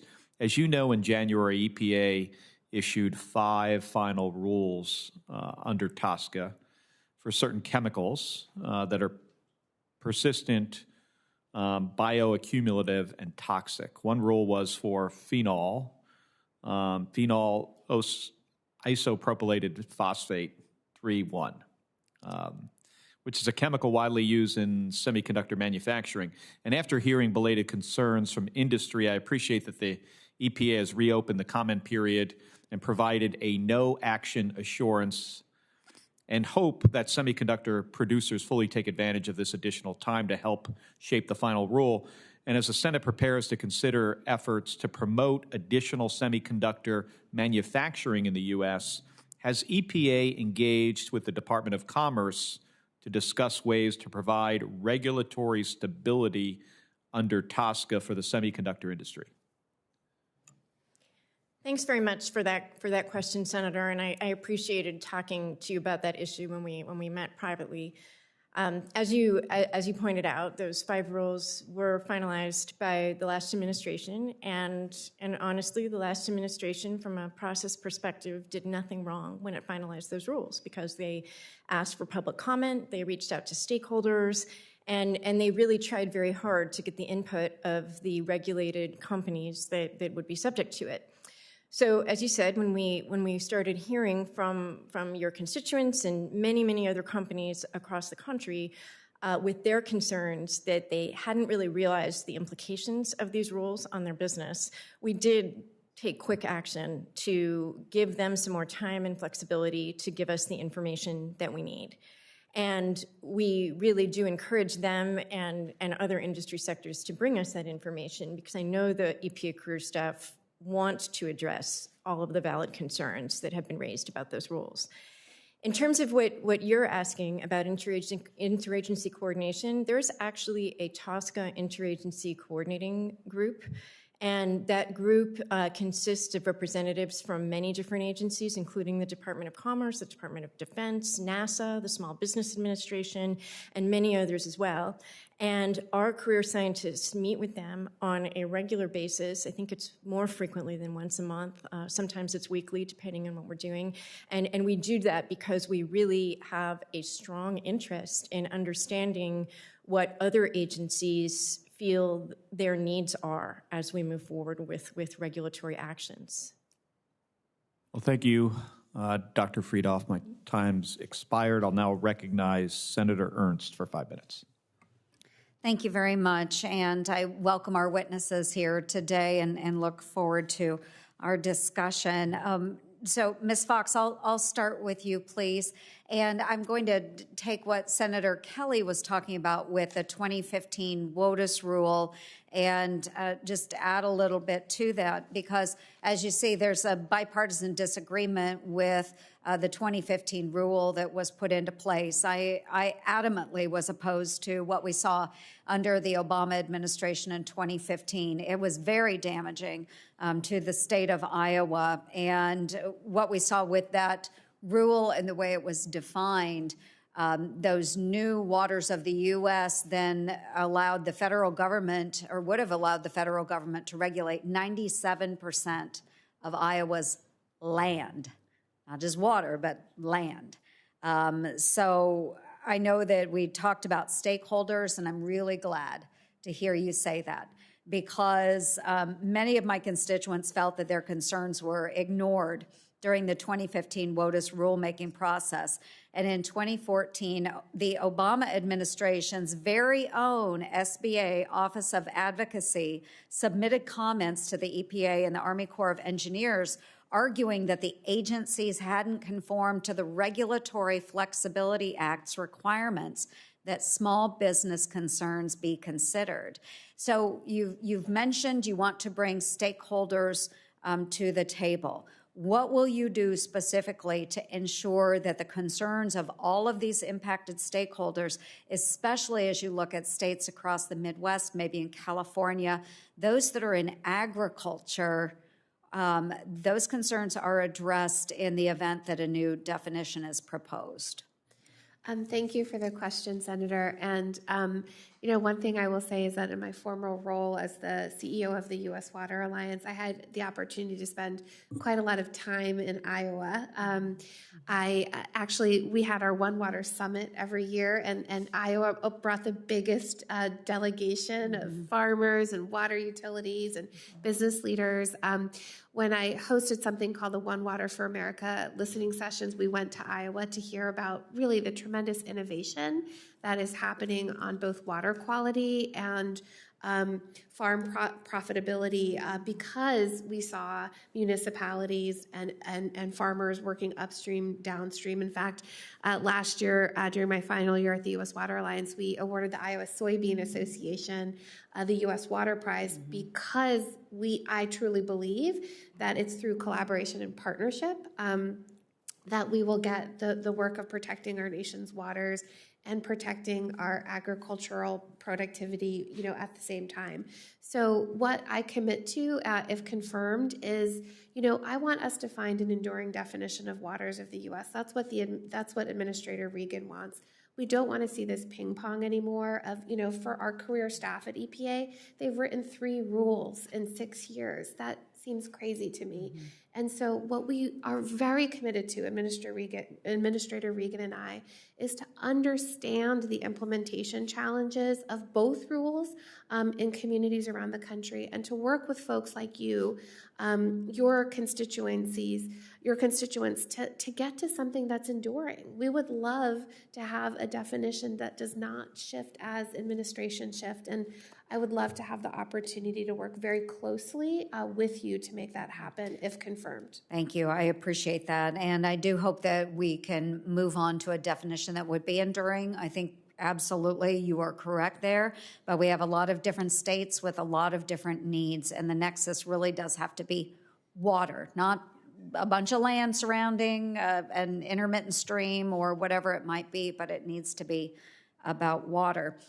So I do have a question about WOTUS and the 30 by 30.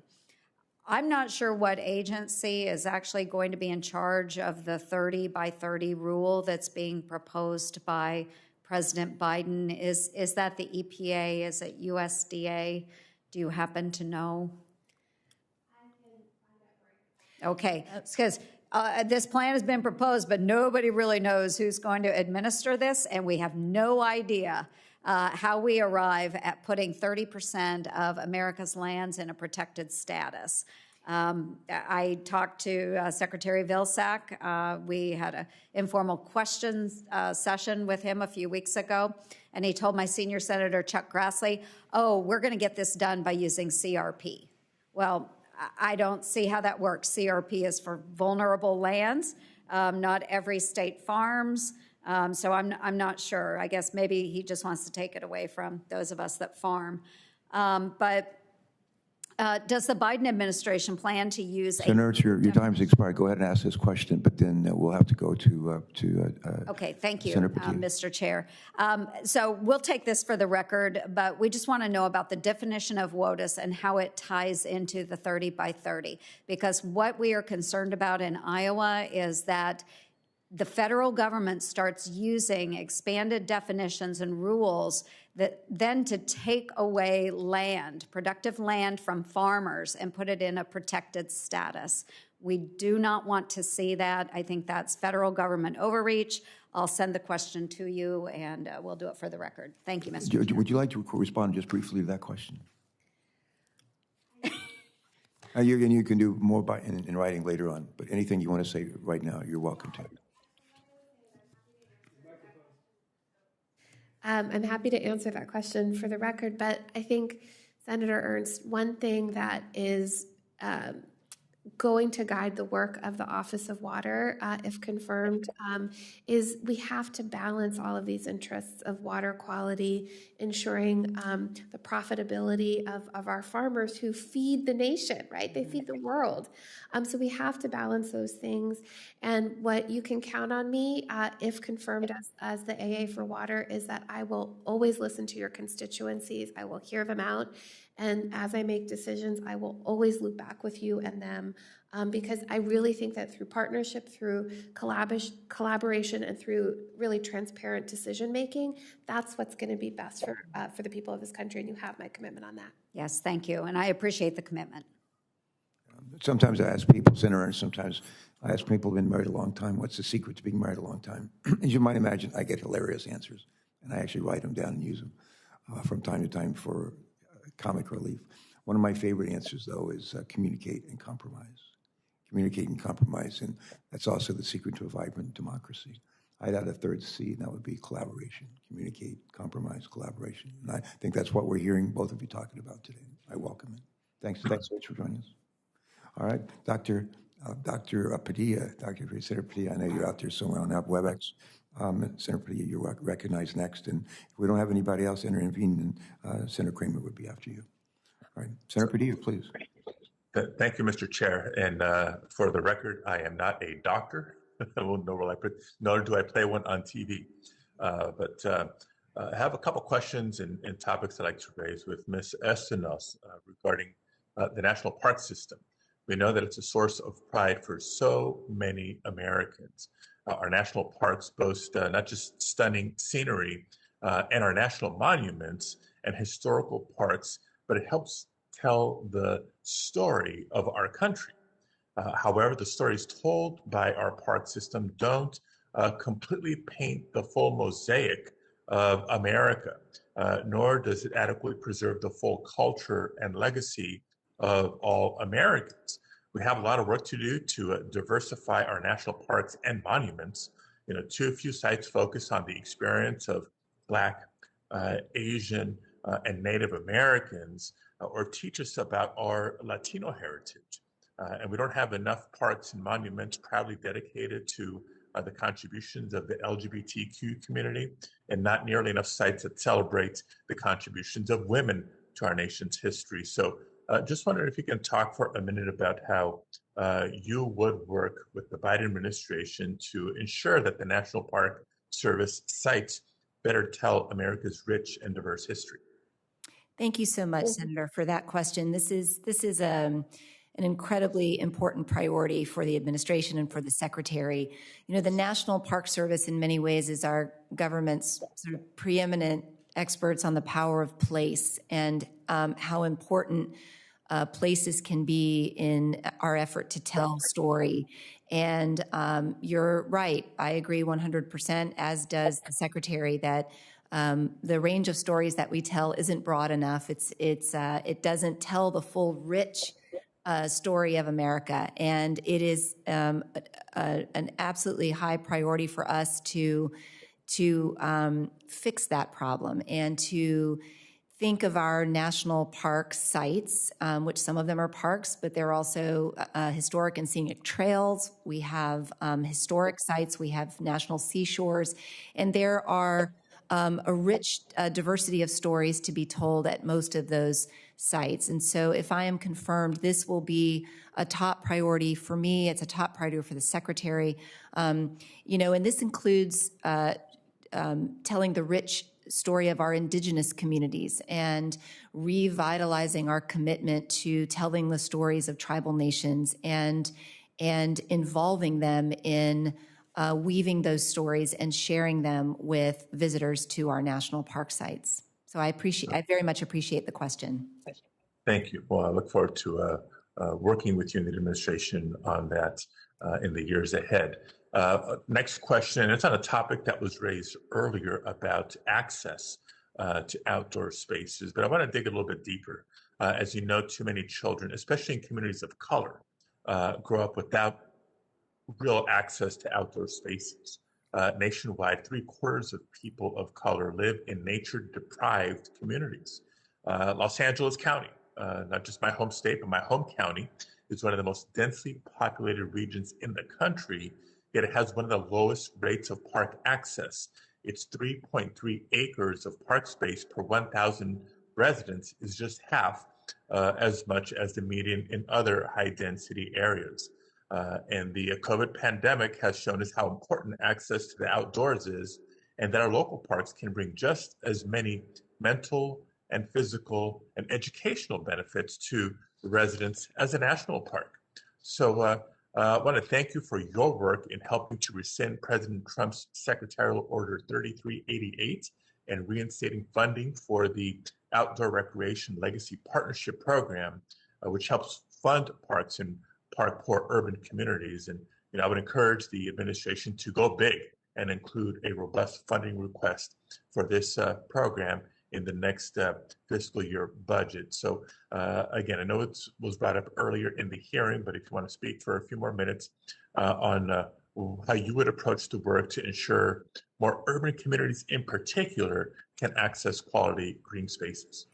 Thank you, Senator. Again, this is a part of the similar issue, but the equal access to nature and providing, just the year that we've been through as a nation is perfect evidence of how important it is for folks to have access to outdoor spaces. And so many Americans this year have taken refuge in the parks in their neighborhoods and in their communities. And for folks who don't have access to those areas, it's been that much harder to cope with the year that we've lived through. So as I mentioned earlier, we just 2 days ago announced a $150 million investment in the ORLP program. This is the largest investment. It's a competitive grant program. One of the things that is a high priority for us is to ensure that communities have the opportunity to actually compete for those dollars. And so, we're working hard internally to ensure that we're promoting the program, that we are offering our technical assistance to folks who want to try to participate in that program. And now that the Congress has invested in full funding of LWCF, that is a absolute game changer for communities who need and deserve greater access to the outdoors. in their lives and in their communities. Well, thank you for that. Again, look forward to working with you on this in the years ahead. Thank you, Mr. Chair. Yeah, Senator Padilla, thanks so much for joining us today and for those questions. And Senator Kramer's back for a second round. I think Senator Markey's trying to join us, and the vote starts in the Senate with 2 votes, and one is going to start the first one in about 3 or 4 minutes, but we have some time. Senator Kramer, thanks for it. Thank you, Mr. Chairman, and thanks again to all of you. Ms. Fox, I'm as I mentioned during the first round, I wanted to get to WOTUS, and you've answered a lot of WOTUS questions since I've been here, and you've done very well with them. And so I'm just going to add my illustration and ask some pretty simple questions, I think. But you know, last Congress in this committee, we did hold a hearing on the Trump WOTUS rule. One of the witnesses was the North Dakota Commissioner of Agriculture, Doug Goring. And Doug testified, quote, "The most fundamental management practice in agriculture is effective water management, either to retain, conserve, or convey. An overly rigid one-size-fits-all federal intervention and regulatory oversight is not reasonable, not workable, and not appropriate," unquote. Now, Administrator Regan, whose nomination I supported in this committee and on the floor, has said the EPA is going to rewrite the regulation again, but not as the Obama administration did in 2015. And you've echoed that sentiment a couple of times. I like consistency within an administration, Mr. Chairman. North Dakota successfully litigated against the 2015 regulation, which would have laid claim to over 80% of our landmass with its 4,000-foot buffer. In 2006, if we're looking for a definition, I think Justice Scalia got it exactly right in his majority opinion when he set the standard for continuous surface water connection to relatively permanent bodies of water. Now, there's a little vagueness in a few of those words, but nonetheless, I think it's a pretty good starting point. And so with that in mind, I want to refer to this map of North Dakota, and just to help people understand, we literally are, people always, say they're something. We literally are the center of the North American continent. There's a monument in Rugby, North Dakota that says this is the center of the North American continent. We are prairies. We are badlands. Theodore Roosevelt National Park, the only national park named after a person. Place matters, right? This is where his ranches are, right out here in the Badlands. Badlands, limestone, sandstone, cactus, badlands. This map illustrates what would fall under waters of the U.S. definition, navigable waters. Now, I have a pontoon. I live on a bay of the Missouri River. If I can't drive my pontoon on it, I know it's not navigable, right? But this is a whole bunch of stuff that you couldn't drive a pontoon on. So anyway, obviously, WOTUS is at the heart of agriculture, as you've been hearing from others. It's very near and dear to North Dakotans. We want to get it right. And so I'm just going to ask you some really basic questions. First of all, and I think you've testified to this, but they didn't get it right in 2015. Do you think, did they get it right in 2015? Senator Kramer, it sounds like, first of all, that Shannon and I need to do a joint trip together so that we can understand the two very visual challenges. So maybe we could do that. That would be fun. Yeah. Okay. The administrators promised to do it too, but you can either come with him or another time. Senator Kramer, again, we all want an enduring rule. I think we want an enduring definition that is national, but really can address the particular local circumstances of water. And as we know, water is also changing rapidly, right? With, the Great Lakes are warming, parts of California, Arizona are drying very rapidly, right? And so how do we create a rule that can withstand the test of time and respect the local needs, right? And that is really what Administrator Regan wants. That's what he's directed me to do. That's what I want to do. I want to get it right, and I want to get it right with all of you. And so I hope you will help us with that. Yeah, you raise a really good point. Both you and the administrator, I think, bring a really valuable experience. He is a state regulator. You as somebody who's been in a regulated industry, although not agriculture, but again, WOTUS clearly important. And that's what gives me hope, as well as your willingness to talk, to collaborate, to communicate. There are lots of C's that work.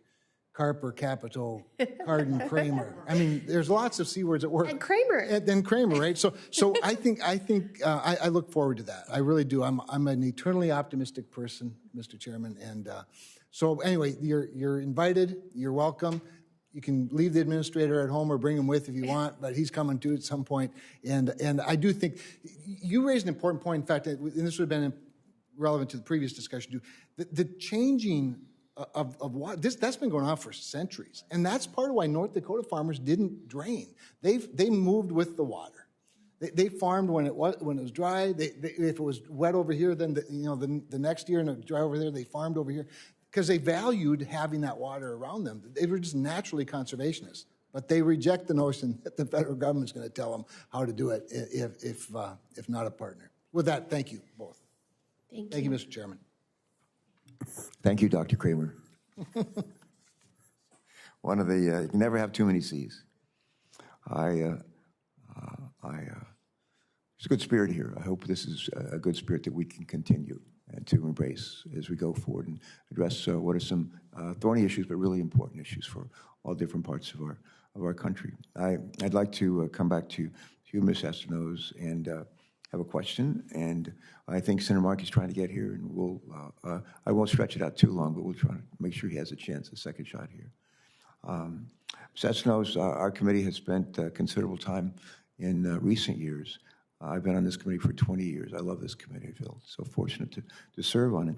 But we've spent in recent years deliberating matters involving the Endangered Species Act. And while the Endangered Species Act is one of our nation's most popular and successful environmental laws, it's not without controversy, as you know. And that said, I believe we can all agree more than that we disagree when it comes to preserving and when it comes to implementing this bedrock law. And my question, Ms. Estenoz, is, in your opinion, how can the Department of Interior best foster collaboration, one of those C's, versus conflict, another C, when it comes to the Endangered Species Act? Thank you, Mr. Chairman, for that question. I think it's such an important one because we've talked a little bit with some of the other questions that and some of the other discussion earlier about how important recovery is in the Endangered Species Act as an ultimate driver of what we want to try to do. And, there's a whole movement of, regarding, conservation without conflict and moving past conflict to cooperation and collaboration, just to keep the C theme going here. And, in my experience in Florida, that's when we've gotten the most done, even when we're dealing with listed species, even when we're dealing with species that are on the brink. And we have a couple. We have a couple in Florida, and we have too many in our country. We have some 12,000 species that need conservation assistance to avoid extinction, and that's too many. And I think everyone would think that that's too many. I don't think that's a particularly controversial statement. We are not going to recover those species or improve their conservation status unless we can work together. And as I said earlier, some of the strongest expertise when it comes to specific species management, it's on the ground. It's the folks who are closest to those species, and it's incumbent upon Fish and Wildlife Service. And frankly, I think we do a good job integrating our work with, particularly through, for example, the Association of Fish and Wildlife Agencies throughout the country. There are tremendously strong relationships in the people on the ground there. It's really great to watch. We need to empower those relationships and those partnerships. If I'm confirmed, it will be my job to support them and to encourage that collaboration. And if I am confirmed, I will pledge to do just that.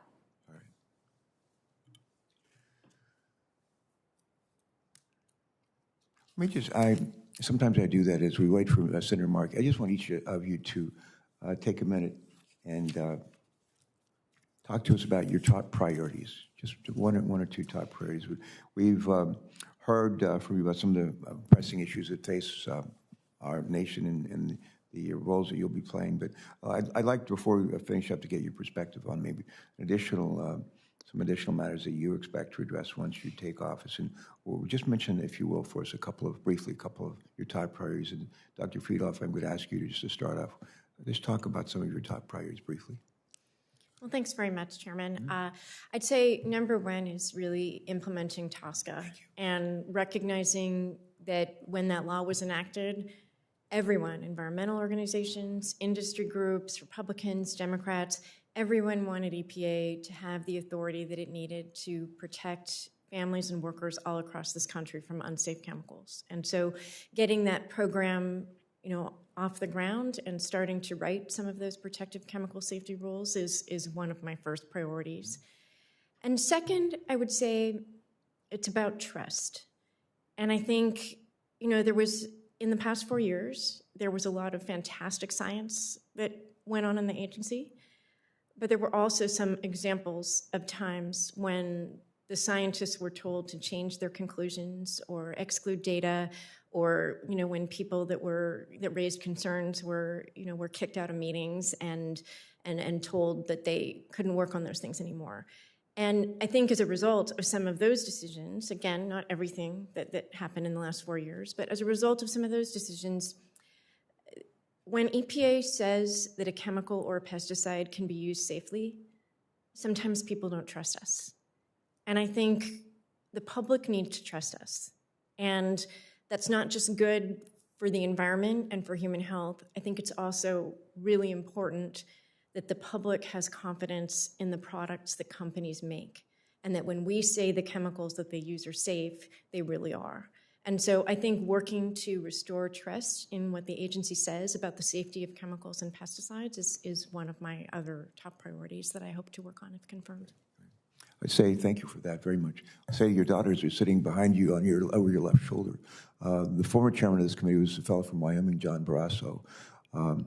And he's still in the Senate, but not on this committee anymore. But he and I love music, and we used to like to interplay musical lyrics when appropriate with the comments that we'd make from the dais. And one of the songs we liked to quote was by a one-hit wonder named Thomas Dolby. She blinded me with science. And some of you may remember that song, great song.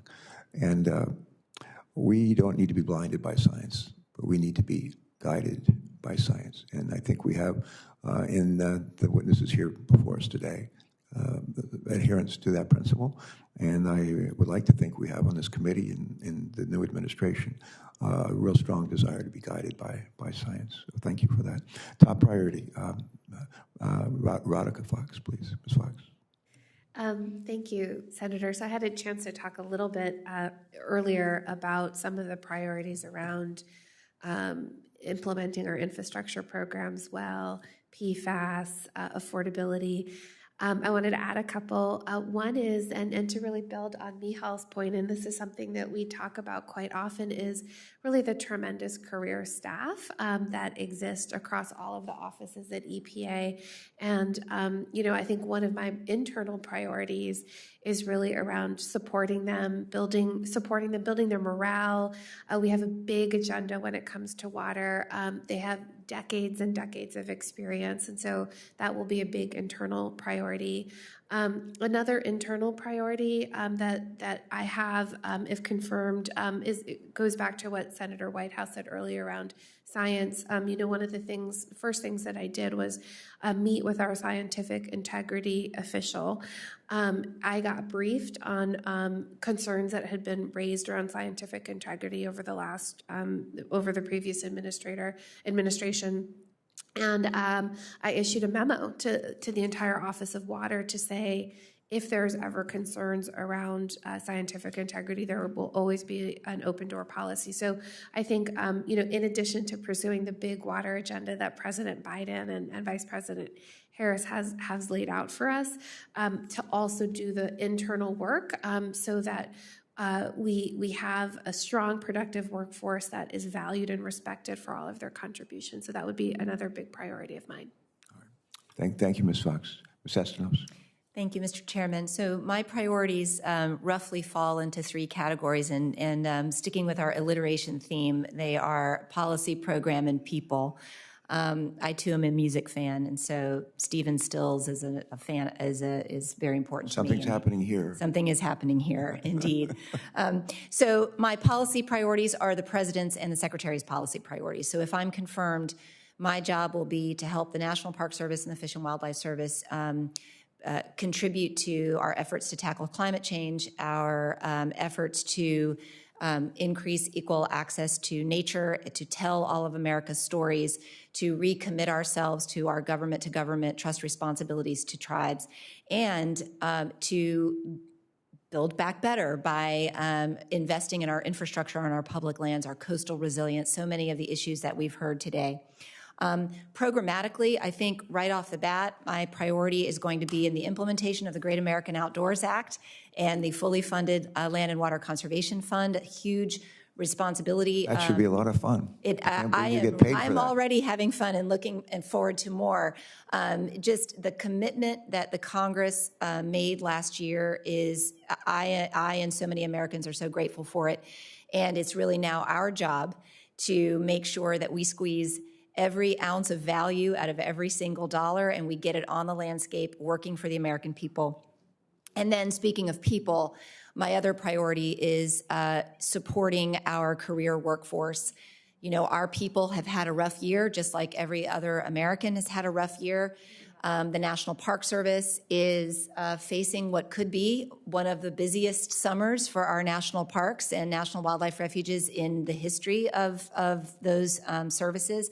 And so part of my priority will be to ensure that they feel supported and that they have the tools that they need to welcome America back to our public lands over the next year as we come out of this COVID crisis and take refuge in the beautiful places that the services that I have the pleasure of working with are responsible for. So thank you so much for the question, Mr. Chairman. Thank you.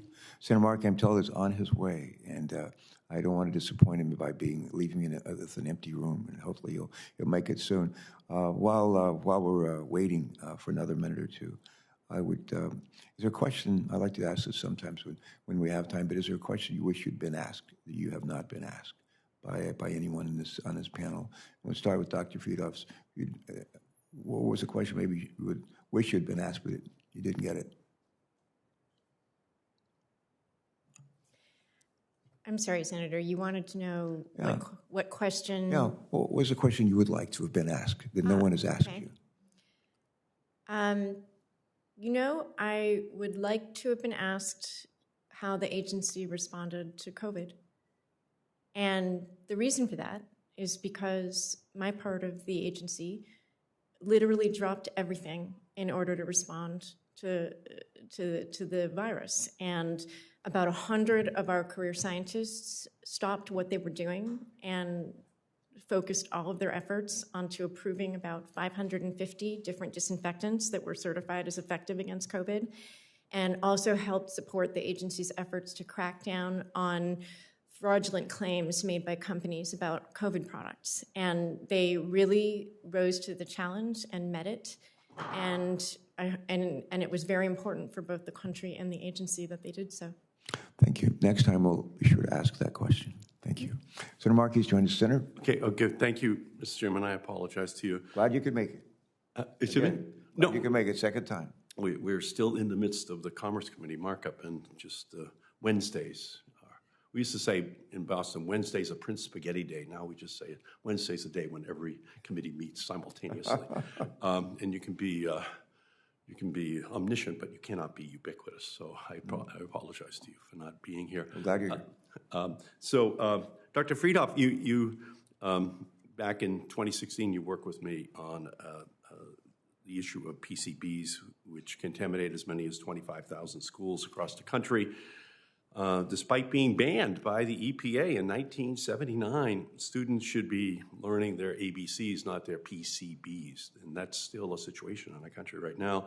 So I'm planning on reintroducing the Get Toxic Substances Out of Schools Act, which would reauthorize and expand Title V of TSCA to help schools remove PCBs and other toxic substances. Are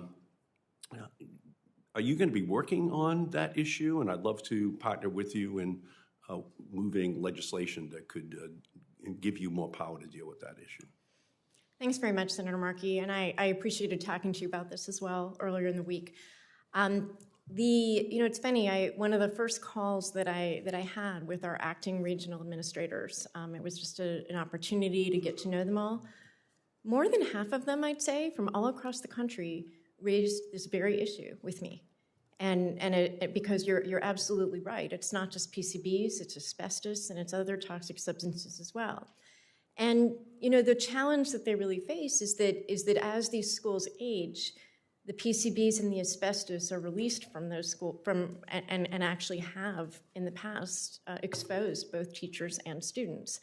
And a lot of the time also these schools are in economically and otherwise underserved communities that are also at risk of other environmental exposures in disproportionate ways to, compared to other communities. So I think there's great interest at the agency in working with you on this, and I look forward to that. Thank you. I appreciate it. And, there's kind of a way of looking at these environmental issues which says, oh, my goodness, they're so expensive. They're going to create real problems in our society if we really try to remediate it. But the other side of the coin is it's a job creator, for construction, painting, and other occupations that would have to go in and do this work. So could you talk about that a little bit? Yeah, I think you're absolutely right, Senator, to raise that. And I would add additionally on that is that a lot of state budgets are probably pretty challenged because of what they've gone through in the past year on COVID. And so I actually think that a lot of schools that might have been otherwise slated for remodeling or reconstruction are going to have to wait a lot longer because of the challenges to state budgets. And so I sort of see it as a win-win-win. It's win for the environment, it's win for jobs, and it's win for the children and the teachers who are in those schools every day. Yeah, and I thank you for that. In terms of using this funding that is going to be at the EPA under your leadership, to more quickly evaluate dangerous chemicals. You may have already answered the question, but could you talk about that, how you are going to try to telescope the time frame to deal with these issues under the constraints that exist statutorily? Yeah, I mean, I think, that was one of the provisions that you cared the most about, as I recall, is making sure that the chemicals that EPA already knew they had concerns about were moved along at a faster time frame. And so what we're doing right now is we're taking a sort of forensic look back at the first 10 risk evaluations that were completed in the last administration, and our objective is to move as many of them as possible into rulemaking as quickly as we can. And there may be times when we have to supplement some of them in order to make sure that the rules that flow from them are as protective and legally defensible as they need to be. But really, our focus is on giving Americans the chemical safety protections that everyone expected EPA to provide. Yeah, so as you're looking back at the previous administration, there are flaws in the methodology which was used by the preceding administration. And of course, our goal is to make sure that families aren't exposed to asbestos, aren't exposed to other dangerous chemicals. So how are you going to fix those flawed chemical risk evaluations completed by the previous administration to ensure that they account for legacy exposures and use the best available science? Well, the court, on legacy exposures, there was actually a court decision telling the agency that the law clearly expected the agency to consider legacy exposures, and that was about the asbestos risk evaluation, and the agency is certainly going to abide by that court decision. But more generally, I think the expectation in TSCA was that EPA would study the chemicals comprehensively. And that means knowing whether people are getting exposed from the air, from the water, from the disposal of those chemicals.